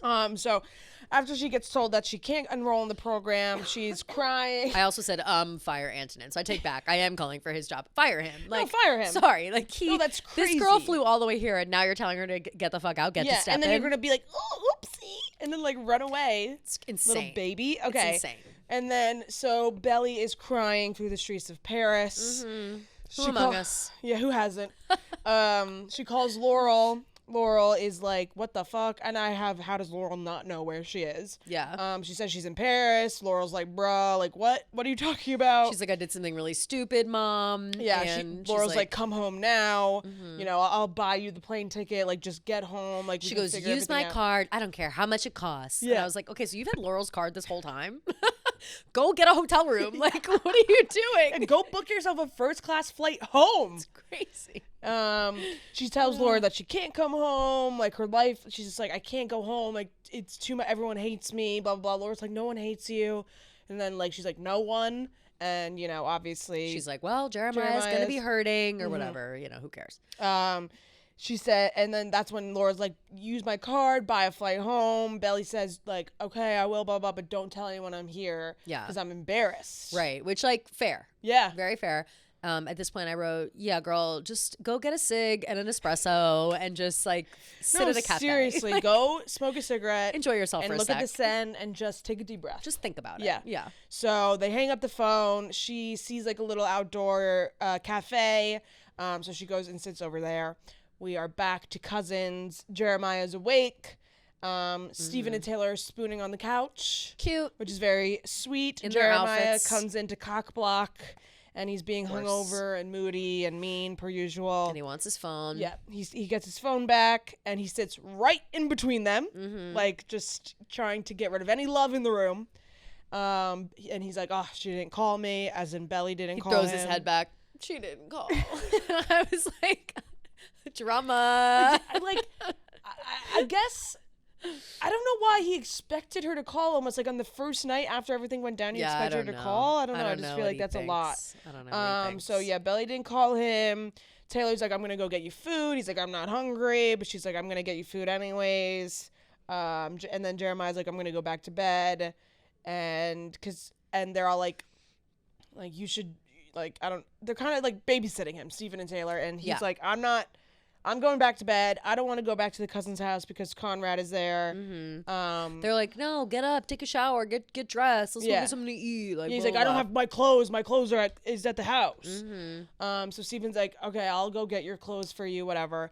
And Jeremiah's like, I don't need a babysitter. Like, you can go. Yeah. Which is just like, they're just trying to help you. Like, they're not babysitting you. They're just trying to be there for you. Trying to be there for you. Trying to make this easier for you and be your friend. Like, accept it, okay? Yeah, exactly. Like, they're not, I do think, though, that mixed in with this for Jeremiah, mixed in with this anger and whatever, is like a little bit of shame and embarrassment. Like, he's embarrassed. Yeah. And people act weird when they're embarrassed. That's true. So I think that has a lot to do with this, too. 100%. So Stephen goes to go get his clothes. We're back in Paris. Belly is at the cafe. She gets up to go pay her check. And she turns around and realizes her bag's gone. And she says that there was Number one rule. No. Anytime you go anywhere, don't leave your fucking bags especially Paris. Like, yeah. I mean, and I get it. Like, she's at a restaurant, but she was basically in the street. Yeah. Like, she wasn't really in the restaurant. No. Like, and people are freaks. Like, yeah. People don't leave your shit unattended. Your shit so fast in Europe. It's insane. Ugh.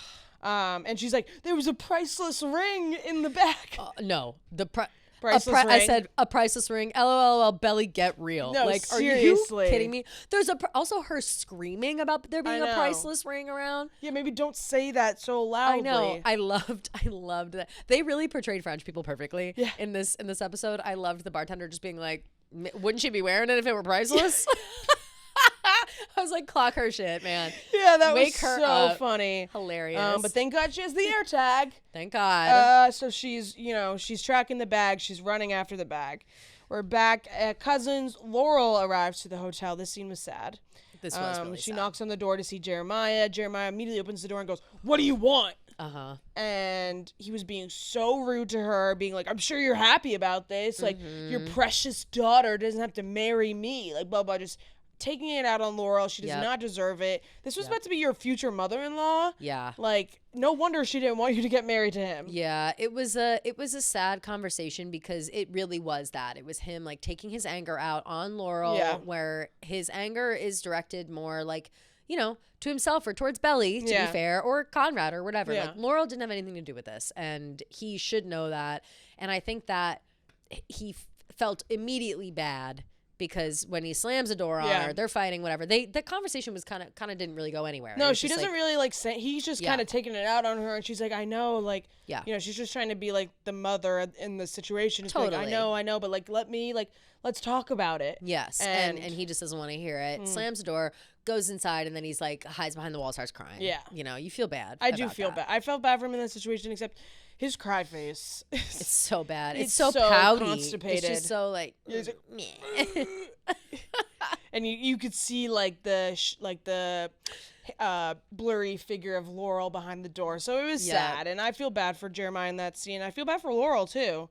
I feel bad for Laurel for sure, especially because like she was like, I called it. She's like, boy, I knew. Yeah. But at the same time, like, we need to remember the dynamic of Laurel, Jeremiah, Conrad, all that, whatever. Like, Laurel's like mom number 2. Yeah. And Jeremiah obviously doesn't have his mother right now. His father's nowhere to be found. Laurel's kind of like next man up, parent-wise.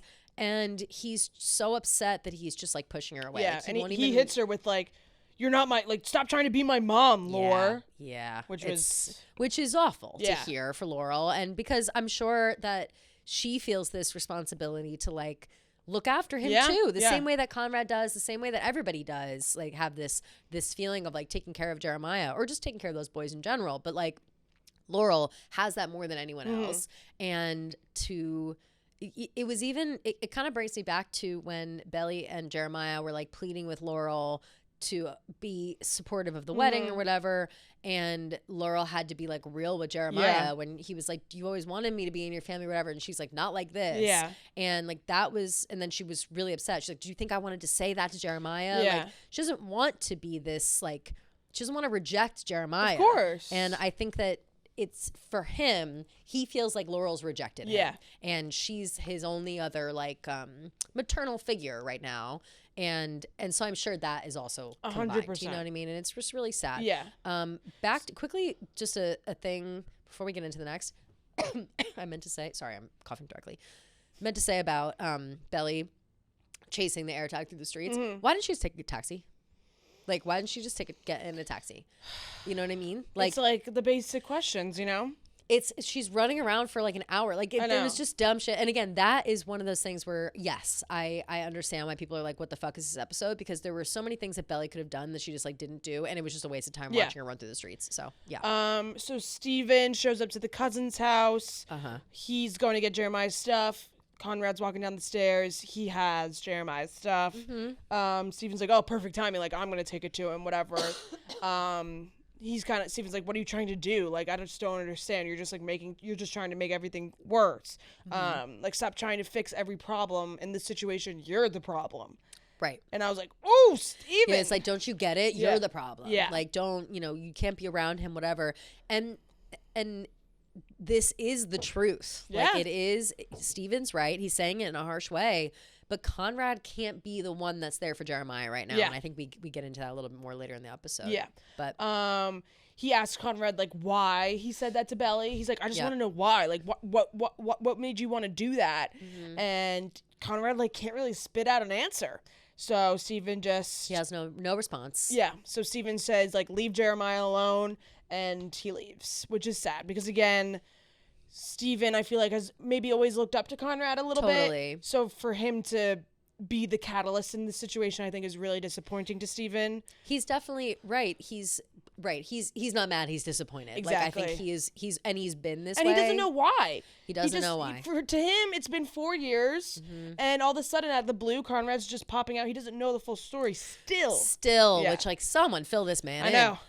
Sorry. I was going to just bring up the red Gatorade. Oh yes, good point. Sorry, yes. In this exchange, obviously Steven comes to get clothes for Jeremiah, and Conrad, back on his like trying to be caring, he's like, bring him this red Gatorade. It's the only thing that helps with his hangovers. Yeah. Like, just give this to him, whatever. Yeah. And that's that. Yeah, but that's an important part to add. Yeah. So after Steven leaves, we're back in Paris. Belly's just running around after that damn bag. So annoying. And she can perfectly do the metro on first try. Oh, like, yeah. The metro's so confusing. It's extremely confusing. Yeah, so like, extremely. And it's all in French. Yeah. So how does she even have, like, the right card to get it? You know what I'm saying? Like, she figured that all out while she's tracking this bag. It makes no sense. So, yeah, we have, like, a full montage scene of her running around, whatever. Mm-hmm. Taylor shows up to the honeymoon suite. She has breakfast.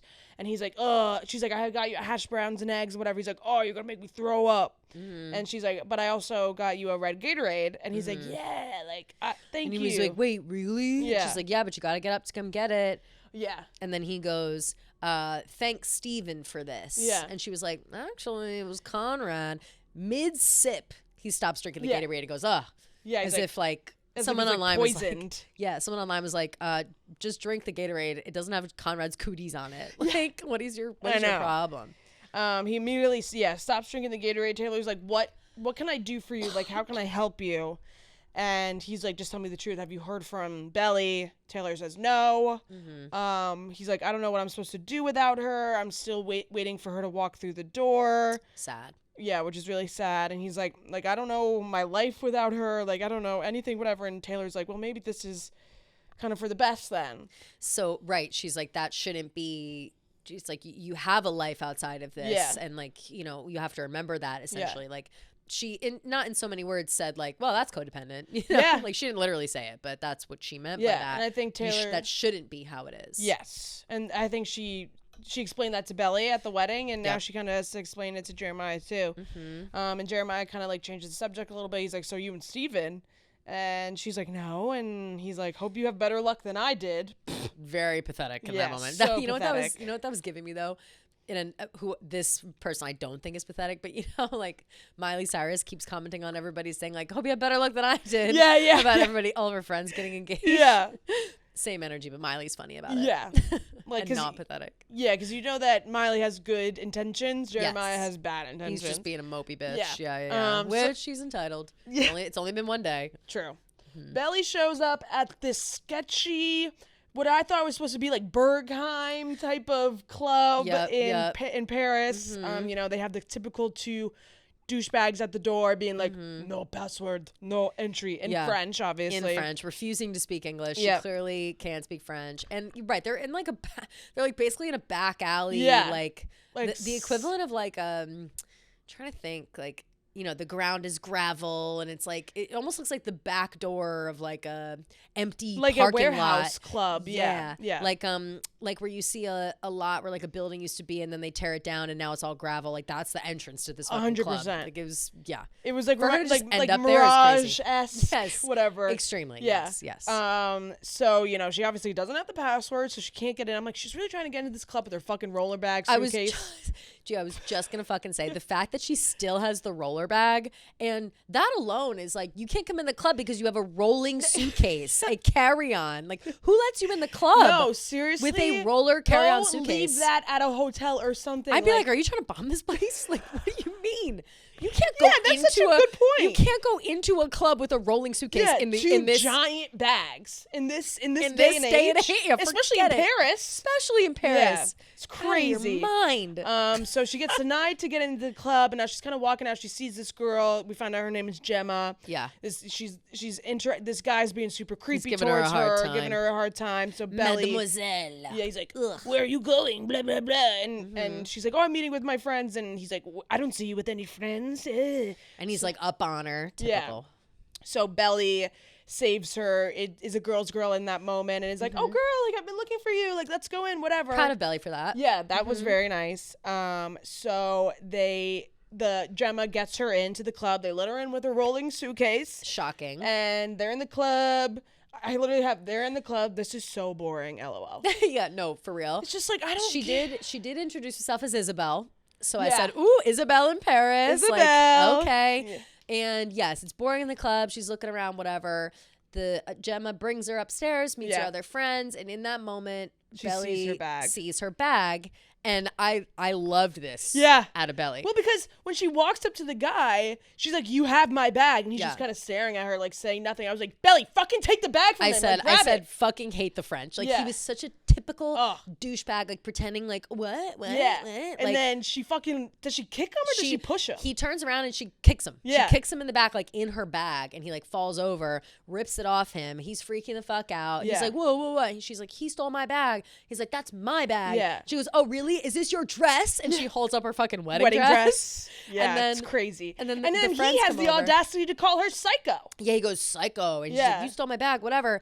And then the other people come over, and they're like, "What's going on?" She goes, "Motherfucker stole my bag." Go up. Yeah, I was like, okay, Isabel. Yeah, go Isabel. Fucking kick him in the gut. Take your bag. Motherfucker stole my bag. It was the funniest shit. Like, she is done at this point. Like, she is over it. This guy stole her fucking bag. And I just like, it makes me so mad to know that people like that guy who stole her bag exist. Like, he just stole the bag, walked around all day long, went to a fucking club wearing it in the club. How was he allowed to go in with that big ass backpack in the club? And he's got those stupid goggles on. And the audacity of him to have been caught stealing her bag and then acting like she's the crazy one. Yeah. Fuck off. So crazy. Ugh.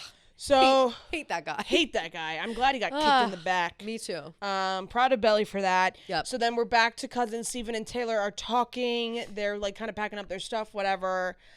Steven's just like, I just don't understand. Like, it's been 4 years. I don't understand like why this is happening now. And Taylor's like, well, like Christmas. And he was like, wait, what the fuck happened at Christmas? Right. Taylor's like, she's realizing that like, Steven doesn't. I hated that shit. I wrote that. I said, did they fuck? Ew, Steven, that's your sister. Yeah, like, don't say fuck. And you know what's so funny? I was right before we started, I was talking with Owen, who's also watching. Oh, that's funny. And he was like, yeah, some of the lines, like Steven being like, did they fuck? And I was like, that's literally the exact thing I thought. Like, very strange for a brother to be like, so I don't know. That was like, I understand that was weird. Being close with your brother like that, because I think me and my brother are super close to like talk about that kind of stuff. Yeah, but not to be like, did they fuck? Like, would you say that about like if your brother was like, ew, oh, well, did they fuck? Like, that's just not how you talk about your siblings. So weird. I'd be like, I would just be like, did they hook up? Like, I just didn't. I wouldn't hook up. Fine. Like, oh, did something happen? Like, there's a million other ways to say it other than just so. And the way he said it was like, did they fuck? Like, it was just ew. It was so gross. intense. Super gross by Steven. So Taylor finally tells him about Christmas. Yep. And finally tells him, because like the Christmas conversation leads up to the Cabo conversation. Yep. And she's like, wait, you didn't know about this? Yep. And she's like, Jeremiah slept with Lacey Barone. Mm-hmm. And he goes, who the fuck is Lacey Barone? Yeah. I love who the fuck is Lacey Barone. Yeah. And, finally he's kind of like, at first he's like, oh, I'm going to kill Jeremiah, whatever, blah, blah, blah. Taylor kind of calms him down. Yep. And then he's like, I can't believe that they judged us. Like, oh yeah, like how dare they talk about us? And then so they start having a conversation about themselves. They start launching into like, all right, should we have this conversation? Yeah, because he's like, like at least we communicate, whatever. And Taylor's like, all right, so like let's communicate, like let's talk about everything that just happened. Yes. And so they have the conversation. They're talking about their relationship. And this is where I put, like, I didn't realize I was entering my own personal therapy session at this point. This is one of the moments that I want to say, like, made up for a lot of the episode because it was so real and so, like, whatever. So Steven is talking with Taylor. They're talking about how, like, right before Steven got in the accident, he, all he remembered was Taylor getting out of the car and rejecting him essentially. But Taylor was like, I came to the hospital and like, you didn't want me. And he was like, all I knew is that you didn't want me. Yeah. And so basically they kind of go back and forth about this. But then Steven launches into this thing where he's like, I watch you be there for your friends. You like ride so hard for them. You'll do anything for them. What? And I said, you're that person for your friends. Why can't you be that person for me? Yeah. And I was like, literally chills up my spine. Yeah. I was like, that is so real, so true. Like Taylor, ride or dies for everyone. Yeah. And then as soon as it's like a man, she has a hard time with it. And she says that. She's like, that's just kind of always how I've acted with boys. In relation, yeah. Yeah. And I kind of think that that's like totally because of how her mom is with guys. 100%. Like she just has no, it's a totally different. She's watched her mom get used and thrown away by guys left and right. So like, yeah, she doesn't want to be treated like that. And I understand that. But Steven is right. Like Taylor is the most ride or die for everyone. And he says, he's like, you've been like that for me the last couple weeks or whatever. And he's like, if we are boyfriend girlfriend, like, can you still be like that for me? And she's like, I think I can. Like, I think I'll try. Yeah. You know? And she's like, you know, what if it ends badly? Like, what if this blows up in our face? And he's like, I think you're worth it, which was sweet. And she was like, I think you're worth it too. And they're like, I think we're worth it. Yep. Which was very sweet. And then they exchange I love yous. Yeah, which was really cute. I know. And then I was happy for them in this moment. And I was like, okay, we don't need them, like, making out. Like, okay. Like, shouldn't he be going to beat Jeremiah's ass now? Yeah, right? He, like so quickly forgot about. Yeah, also, I did love when Taylor was telling him about that. He's like, we've been babying him for 2 days. Or like, we've been looking after him for 2 days. Or whatever he says. Like, so pissed off about having taken care of him. Yeah. Not knowing that he, like, was this, you know, had this secret or whatever. Yeah. So, yeah. So we're back in Paris. Belly's at the bar. She's drunk and yelling. Yeah, with all of her new friends that she met. She's spilling her entire life story. They're very chic, the new friends. Yeah, I like the new friends. They're cute. And when she wrapped up her story, like, I thought the line was so funny from Gemma. She's like, so you left Jerry at the altar? yeah. And so you left Jerry at the altar. Yeah. She's British. Yeah. And she's from Heartstopper, that actress. Oh yeah. She's really cute. Oh my God, I didn't even put that together. She actually had the scene with Seven with Taylor Swift. So totally forgot about that. You know, that. Belly's like I can't believe I'm telling you guys this. Like, I'm such a bad person. Like, all this stuff, you guys are probably judging me. And they're like, what? Like, we've all done bad shit. Like, I hooked up with a married man. I blew my life up and stole money. Like, how many married men have you slept with? She's like, I don't do that anymore. And they were the ones who were married. Yeah. And I was like, thanks, girl. Yeah. But yeah, they're like, if you don't like fuck things up in your 20s, you're not really doing living. it right. Or you're not doing it right. You're not living your life or whatever. Which honestly, total fucking facts. And I'm glad that Belly had this moment because I do feel like she probably, you know, she never left.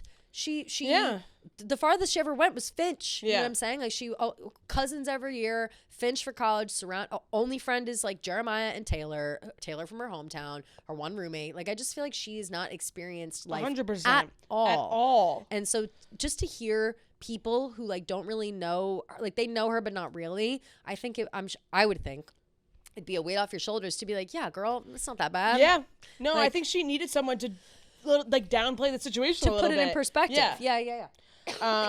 She's like, I got a flight in a couple hours. Like, I can't believe I have to go. Whatever. She's drinking an Aperol Spritz also. Yeah, I know. At like 10 o'clock at night, which is hilarious. Crazy. Yeah, typical Belly. Doesn't know what kind of alcohol to drink. Yeah. Like, she's like, they're all kind of like, stay. Like, you should stay. Like, why? There's nothing waiting for you at home. Like, you should stay. But like, none of them really like. They're like, you can figure it out, whatever. But none of them really like, you know, offer up a place to stay or anything like that. So I understand why Belly was like, no, I have to go, whatever. Yeah, of course. They're like, let's get one more drink before you go.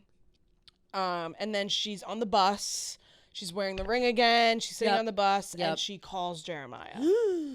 Whoa. So Jeremiah picks up. He's like, can you come home? First ring he picks up. Yeah. He's like, can you come home? I miss and he was also looking at photos of him and Belly like while she called. I forgot about that. Oh yeah, that's cute. Yeah. She's like, I'm in Paris. I needed time to think. He's like, okay, like, that's great. Like, you can come home. It doesn't, like, this doesn't mean things have to end. We can just go back to the way things were. He's like, just basically pleading for her to change her mind. And she's like, I don't think that's possible. I don't know who I am. I need to find out like who I am without you. Like, I feel like we've lived our whole lives together. Yep. And, basically, she's like, I'm going to stay in Paris. She changes her mind right then and there. Yep. And he goes, don't fucking call me again. That was the craziest. Yeah. In that conversation, he was like, yeah, something, I can't sleep without you. Yeah. Like, he was saying weird things like, you can sleep with, you slept fine in Cabo with Lacey Brown. 100%. Like, it felt manipulative a little on the phone. Yes. And that feeling of mine was confirmed when he said, just don't fucking call me again. And like, it was like, okay, ew. 100%. Yeah. And I feel like if Jeremiah was mature or at least understood the situation, he could have been like, you know, yeah, go find yourself. Yeah, like go okay. out, do what you have to do. Like, find yourself without me. Like, let's take a break. Like, let's figure things out. And then maybe, like, when we come home, we can try this again or whatever. Yeah. Like, it doesn't have to be right now. It doesn't have to happen right this second. Like, if she wants to have this experience where she wants to be alone for a little while, I understand not grasping that 100% in the moment, but to just completely be so dismissive of it shows that he never truly understood her and her needs. No. And right, like the number one way he's trying to like plead and bring her back, and he thinks the right way to do that is to push her away further by being like, fine, just don't fucking call me again. Like, okay, so now you've made it very clear how pissed you are, and she's not gonna call you again, by the way. Like, if you tell her something, she's gonna believe you. Like, what the fuck? But I do think that that in that moment, he just it was really manipulative. Like, I didn't like that at all. Like, very making her very feel selfish. guilty and bad. He's the one that called it off. Yeah.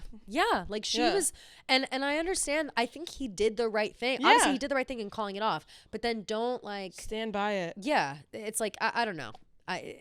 It was the wrong way to act. Yeah, I agree. Very much the wrong way to act. Then we get this weird cut scene of Taylor and Steven happy in bed eating. I don't know what the point of that was. There was no point of all that. Yeah. Then we're back at the house, the cousin's house. Mm-hmm. Jeremiah's there in the kitchen. Conrad comes down the stairs. Jeremiah's looking at a painting that Susanna made. Conrad's like, oh, that arrived, whatever. Like, that was my wedding gift for you guys. I found it in the garage. Which, by the way, is that a painting of Jeremiah and Belly? I think so, yeah. It must have been. I think it's supposed to be them, like, running on the beach together or something. Yeah, like as kids or whatever, right? Yeah. Jeremiah's just acting super smug. He has this, like, asshole smile on his face, eating the apple. That tweet you sent me was so funny of him eating an apple a day keeps the doctor away. Yeah. Like, right, the symbolism there. Yeah. Someone else was saying, like, Jeremiah showed up to the cousin's house in his revenge shirt. Like, he's wearing this, like, he black had a cute shirt. outfit. It kind of was like Conrad's outfit. It totally was. Yeah. I mean, he looked hot, but it was like, and he looked like he had abandoned all goodwill towards anything. It looked like he showed up to fuck shit up. Yeah. You know what I mean? Like, 100%. He came in and was like, oh, Jeremiah's looking for a fight. Yeah. He's being sassy. He's being smug. He tells Conrad that Belly's in Paris. Mm-hmm. Conrad's like shocked. He's like, wait, what? I didn't know. He goes, hey, did you hear that Belly's in Paris? Yeah. And he's like, what? And he goes, oh, so I guess that's one thing. Like, she didn't pick me, but she didn't pick you either. Yeah. Like, she didn't call you. And he's like, I love that I get to tell you this. Like, he's just eating it up, and he's being so smug, being such an asshole. And again, so with gross. the picking thing, like, I just felt like all he cares about is the fact that she didn't pick Conrad. Like, he's more obsessed with the fact that she didn't pick him rather than the fact that the wedding didn't happen. That he doesn't have her. Yes. Like, he doesn't, right. And I think that this is the most clear moment that Jeremiah doesn't actually love Belly, didn't want to marry Belly. Like, he loves her, of course, as like a person and family and whatever. But he doesn't love her, and he didn't want her because truly all he cared about was winning. He didn't care about her or her love or what she needs or whatever. Like, he wanted to beat his brother. And I think that this moment, and well, even if that isn't the case, I do think that this is a bad example, like, of showing otherwise. Like, I now I'm forced to think that based on how he's 100%. Acting in this moment. Does that make sense?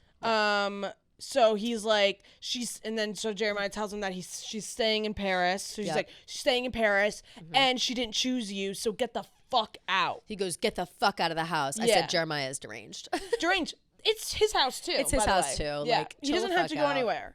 Asshole. So he's reveling in Conrad's surprise and sadness. So Conrad leaves, and he's like, you don't have to stay here anymore. She's not going to show up. Yeah. Like, he keeps saying shit like that. And he's like, that's why you stayed. Like, you don't care about me. Which I was kind of wondering, like, did Conrad think in the back of his mind that Belly was going to show up somewhere and they could talk or whatever? I think so, yeah. Maybe a little bit. Yeah. Like, I do think he's onto something with that. But I think that's why he was so shocked that she went to Paris. For sure. Yeah. But I do also think that there is a part of Conrad that was also there for Jeremiah. Yeah, like, I think that he genuinely he went feels back bad. to cousins, he was planning on fully leaving. Totally. I do think that was a little more of like him not wanting to tell his dad in that moment what really happened, and his dad calling him up and being like, take care of Jeremiah. Like, what else is he going to say? Yeah, like, that's true. sorry, Dad, no, I'm actually about to board a plane. Like, it's very true. I'm ditching the whole thing. I wasn't at the ceremony. Like, it was too much to explain. Yeah. In that moment. So Conrad is like at this like outdoor bar thing. He's sitting by himself, and actually Adam shows up. Which I was really surprised because I thought it was gonna be Laurel. Me too. Yeah. But I was kind of happy that it was Adam because it provided a new perspective. I was very happy to see Adam, especially once we heard what he had to say. Yeah. So Adam's like, "Why aren't you taking care of him?" And then Conrad tells Adam that he told Belly he loves her. Yeah. He's like, huh? Belly? Yeah. He's like, why? Yeah. And Conrad's like, because I love her. Yeah. And Adam goes, oh. He was like, oh, like basically, oh shit. Yeah. Like, I really did miss something big. Like, finally Adam is clued in. Like, and it was really, that was really, really funny. He's like explaining everything to Adam, whatever. And Conrad's like, I don't know what to do. Like, I feel like I'm a bad person. Like, I wanted everything to go wrong. I wanted this to happen. Like, he's never going to forgive me for this. Like, whatever. Yep. And Adam makes a really good point here. And he's kind of like, he brings up, his mom going through chemo and all that stuff. And he's like, yeah, I wasn't really there. Yeah. And when I was, like, you were so angry at me. And Conrad was like, yeah, because you were a dickhead. He's like, yeah, because you were ruining everything. Yeah. Or like, he was like, yeah, you were, like he basically. You were ruining everything. Yeah. He basically said to Adam what Jeremiah was saying to Conrad. Yeah. Like, I don't know if Conrad put that together until Adam that was like, moment. And that's exactly why I separated myself, because nothing I could do was right. And nothing I could do helped you. So I removed myself from the situation. Oh, wait. Actually, I wrote down. Conrad was like, I didn't want you around. Or Adam was like, you didn't want me around. You wouldn't talk to me or whatever. And Conrad said, you made everything worse. Yeah. And Adam said, exactly. And I had to live with that. Yeah. Which I think was powerful.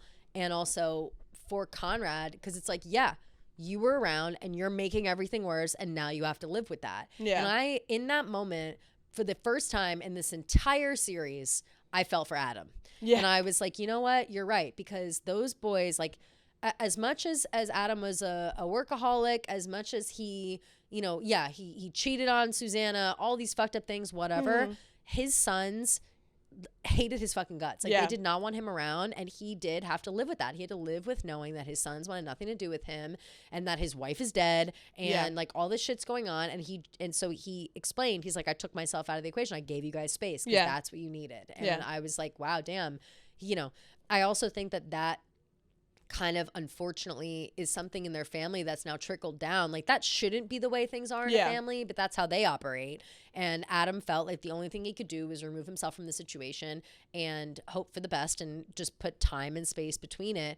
And that's essentially the same advice. Like, Conrad's coming to him being like, I fucked up and no one's ever going to forgive me. And that's exactly how Adam felt. Yeah. And now here we are years later. And it's not the case. Yeah, and also a point that Adam made was like, I knew that you guys had like a support system that could help you. Yep. So I knew that you guys like should rely on them. Yes.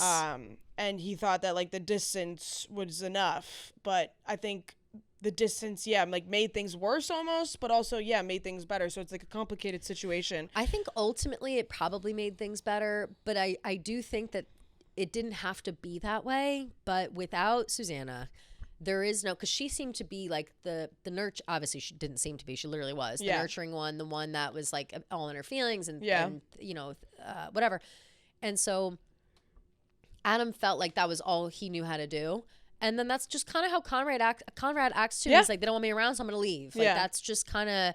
And I don't know if that's, or it seems to me like that's learned behavior. And so it's sad, but that's how some people. Yeah. And I think it's a really important conversation too, because in this conversation, I think Adam, with the realization that Conrad needs to take a step back, I think Adam realizes he needs to take a step forward. Yes. And this is kind of his time to step up as a dad, because Jeremiah really needs him in this moment.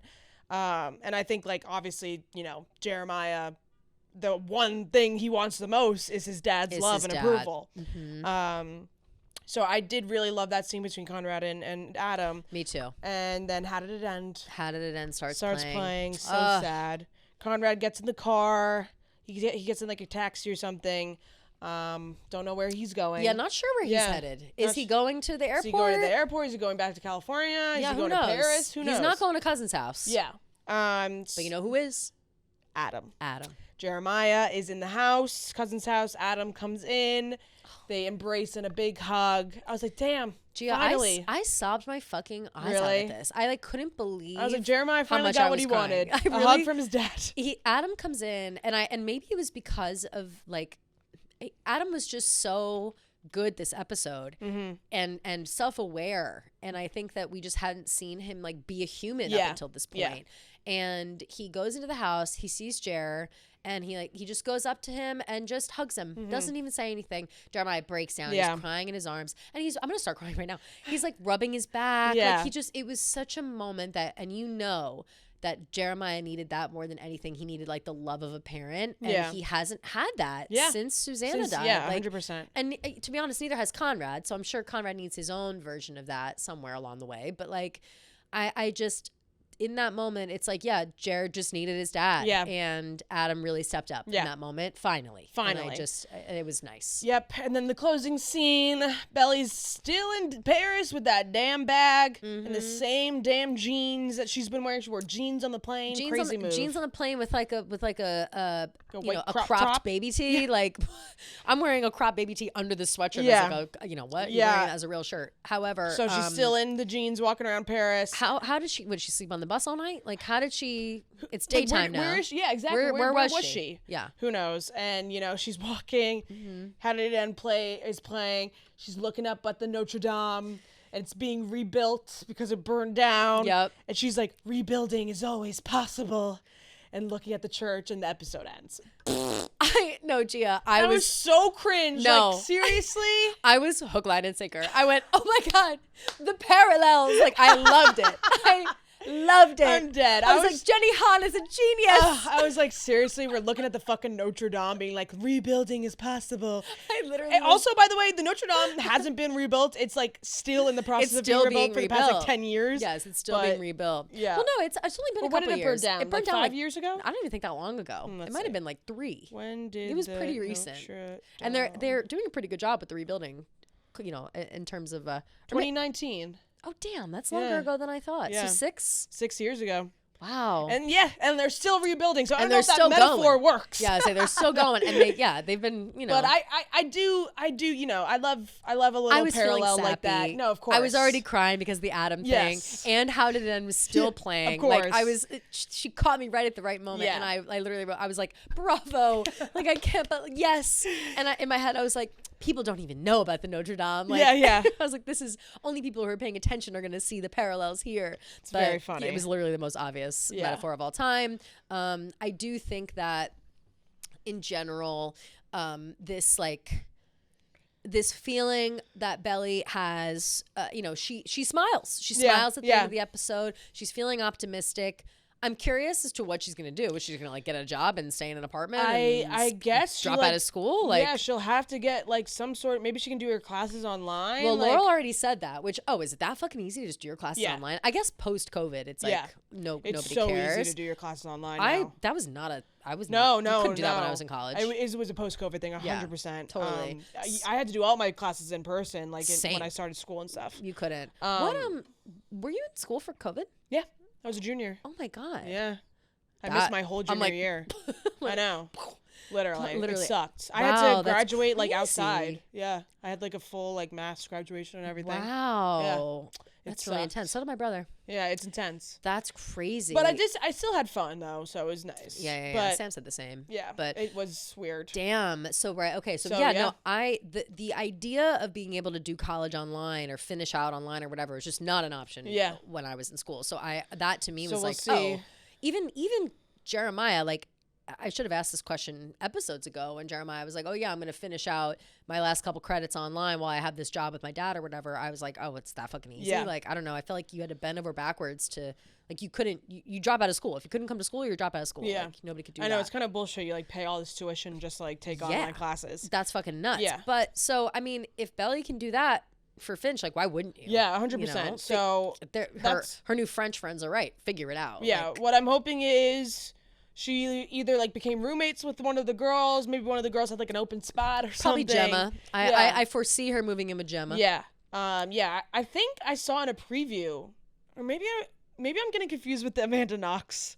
show, because I know Amanda Knox worked at like the bar in Italy. Yes. So I don't know if I'm getting confused, but I thought I saw a preview of her like working at the bar in Paris, but maybe I'm just so wrong with that. No, I think you're right. I also remember in a preview of her like dancing in an apartment on New Year's Eve or something. Yeah. That I remember seeing. Yeah, so in the she preview. Definitely establishes herself. Yeah. So what I'm hoping is that next episode we'll have a little bit of a time jump, maybe like a montage of her finding maybe like 3 herself months in Paris. Yeah. And then we get to the first letter from Conrad or something crazy. Of that nature. No, right? Like open the episode, it being like 3 months later, and then her like speaking perfect French. You know what I mean? Like I foresee that, and I do think that like obviously this is really good for Belly, but if she is like, I don't know, like if she's a quick study, like I just feel like she in general has been so like coddled or whatever. Like I don't think that Laurel has like coddled her. Like I think she's very encouraging of her independence. It's almost like Belly herself has been reluctant to be independent. 100%. And I feel like maybe once she gets a taste of the independence, she's gonna love it. And I just hope that happens for her, and I hope that we see that next episode, because even her, you know, getting to that club and making those friends and going out to the bar with them after, I was like, look, girl, this could be your life. Yeah. Like, how exciting, how cool. Like, you're a sociable person. You are independent if you just use your fucking brain for a sec. And I just think she needs to be around people that allow her to, like, use her brain. Yeah. You know? There's a lot of, like, life. And I'm sick of everybody calling her Belly. Yeah. You know what I mean? Like, Belly's such a weird name. That's your little kid nickname. Yeah. And love that. That's her friends and family at home. But yeah, you're Isabel in Paris. You're Isabel in Paris. Yeah, she has a lot of life to learn. I think just like life experiences and all of that nature. So yeah, I hope that we get a little bit more Conrad and Belly next episode, though, I will say. Me too. Did you see that they're posting TikToks? They're finally, whatever. Everybody's seen that Chris, Jeremiah, that Chris, Gavin, and Steven's character are all in Paris already. So they're posting TikToks of like Conrad and Jeremiah, you know, their real versions of themselves, like hanging out, dancing, like Gavin and Chris, And we'll see. So the secret's out that we're both filming in Paris. Right. So we're what going I to think see is like them maybe all they in were Paris. using one of them as a decoy. What do you mean? Like maybe they brought both brothers to be like, which brother's going to be there? What's going to happen? Yeah. True. You know? Or maybe Jeremiah is in culinary school like that girl. Like that prediction. I would love that for him. I would love that for him too. And him and Redbird are in love. And they're in love, and he makes raspberry coulis cakes for them. For him all day long. Yeah, exactly. Mirror glaze forever. Yeah, that would be nice. I'd be fine with that ending. I'd be fine with Jeremiah being in culinary school and dating Redbird like he fucking wants to. Like, fine. Yeah, and they can go be sluts together. Exactly. So, all right, that wraps up episode 9. Yep. I think overall, interesting episode. Interesting episode. If you weed through some of the filler, there was a lot of really good, like, meaty points and some great conversations, and I think we're set up for success for these last 2 episodes. And I think that the world is Jenny Han's oyster. I have faith. You know, we've all enjoyed this series up until now. She's not gonna. It's the biggest fucking thing going. She's not gonna end it like a dud. You know what I mean? So just have faith, enjoy it, have fun, and we will see you guys next week. Yay! Love you guys.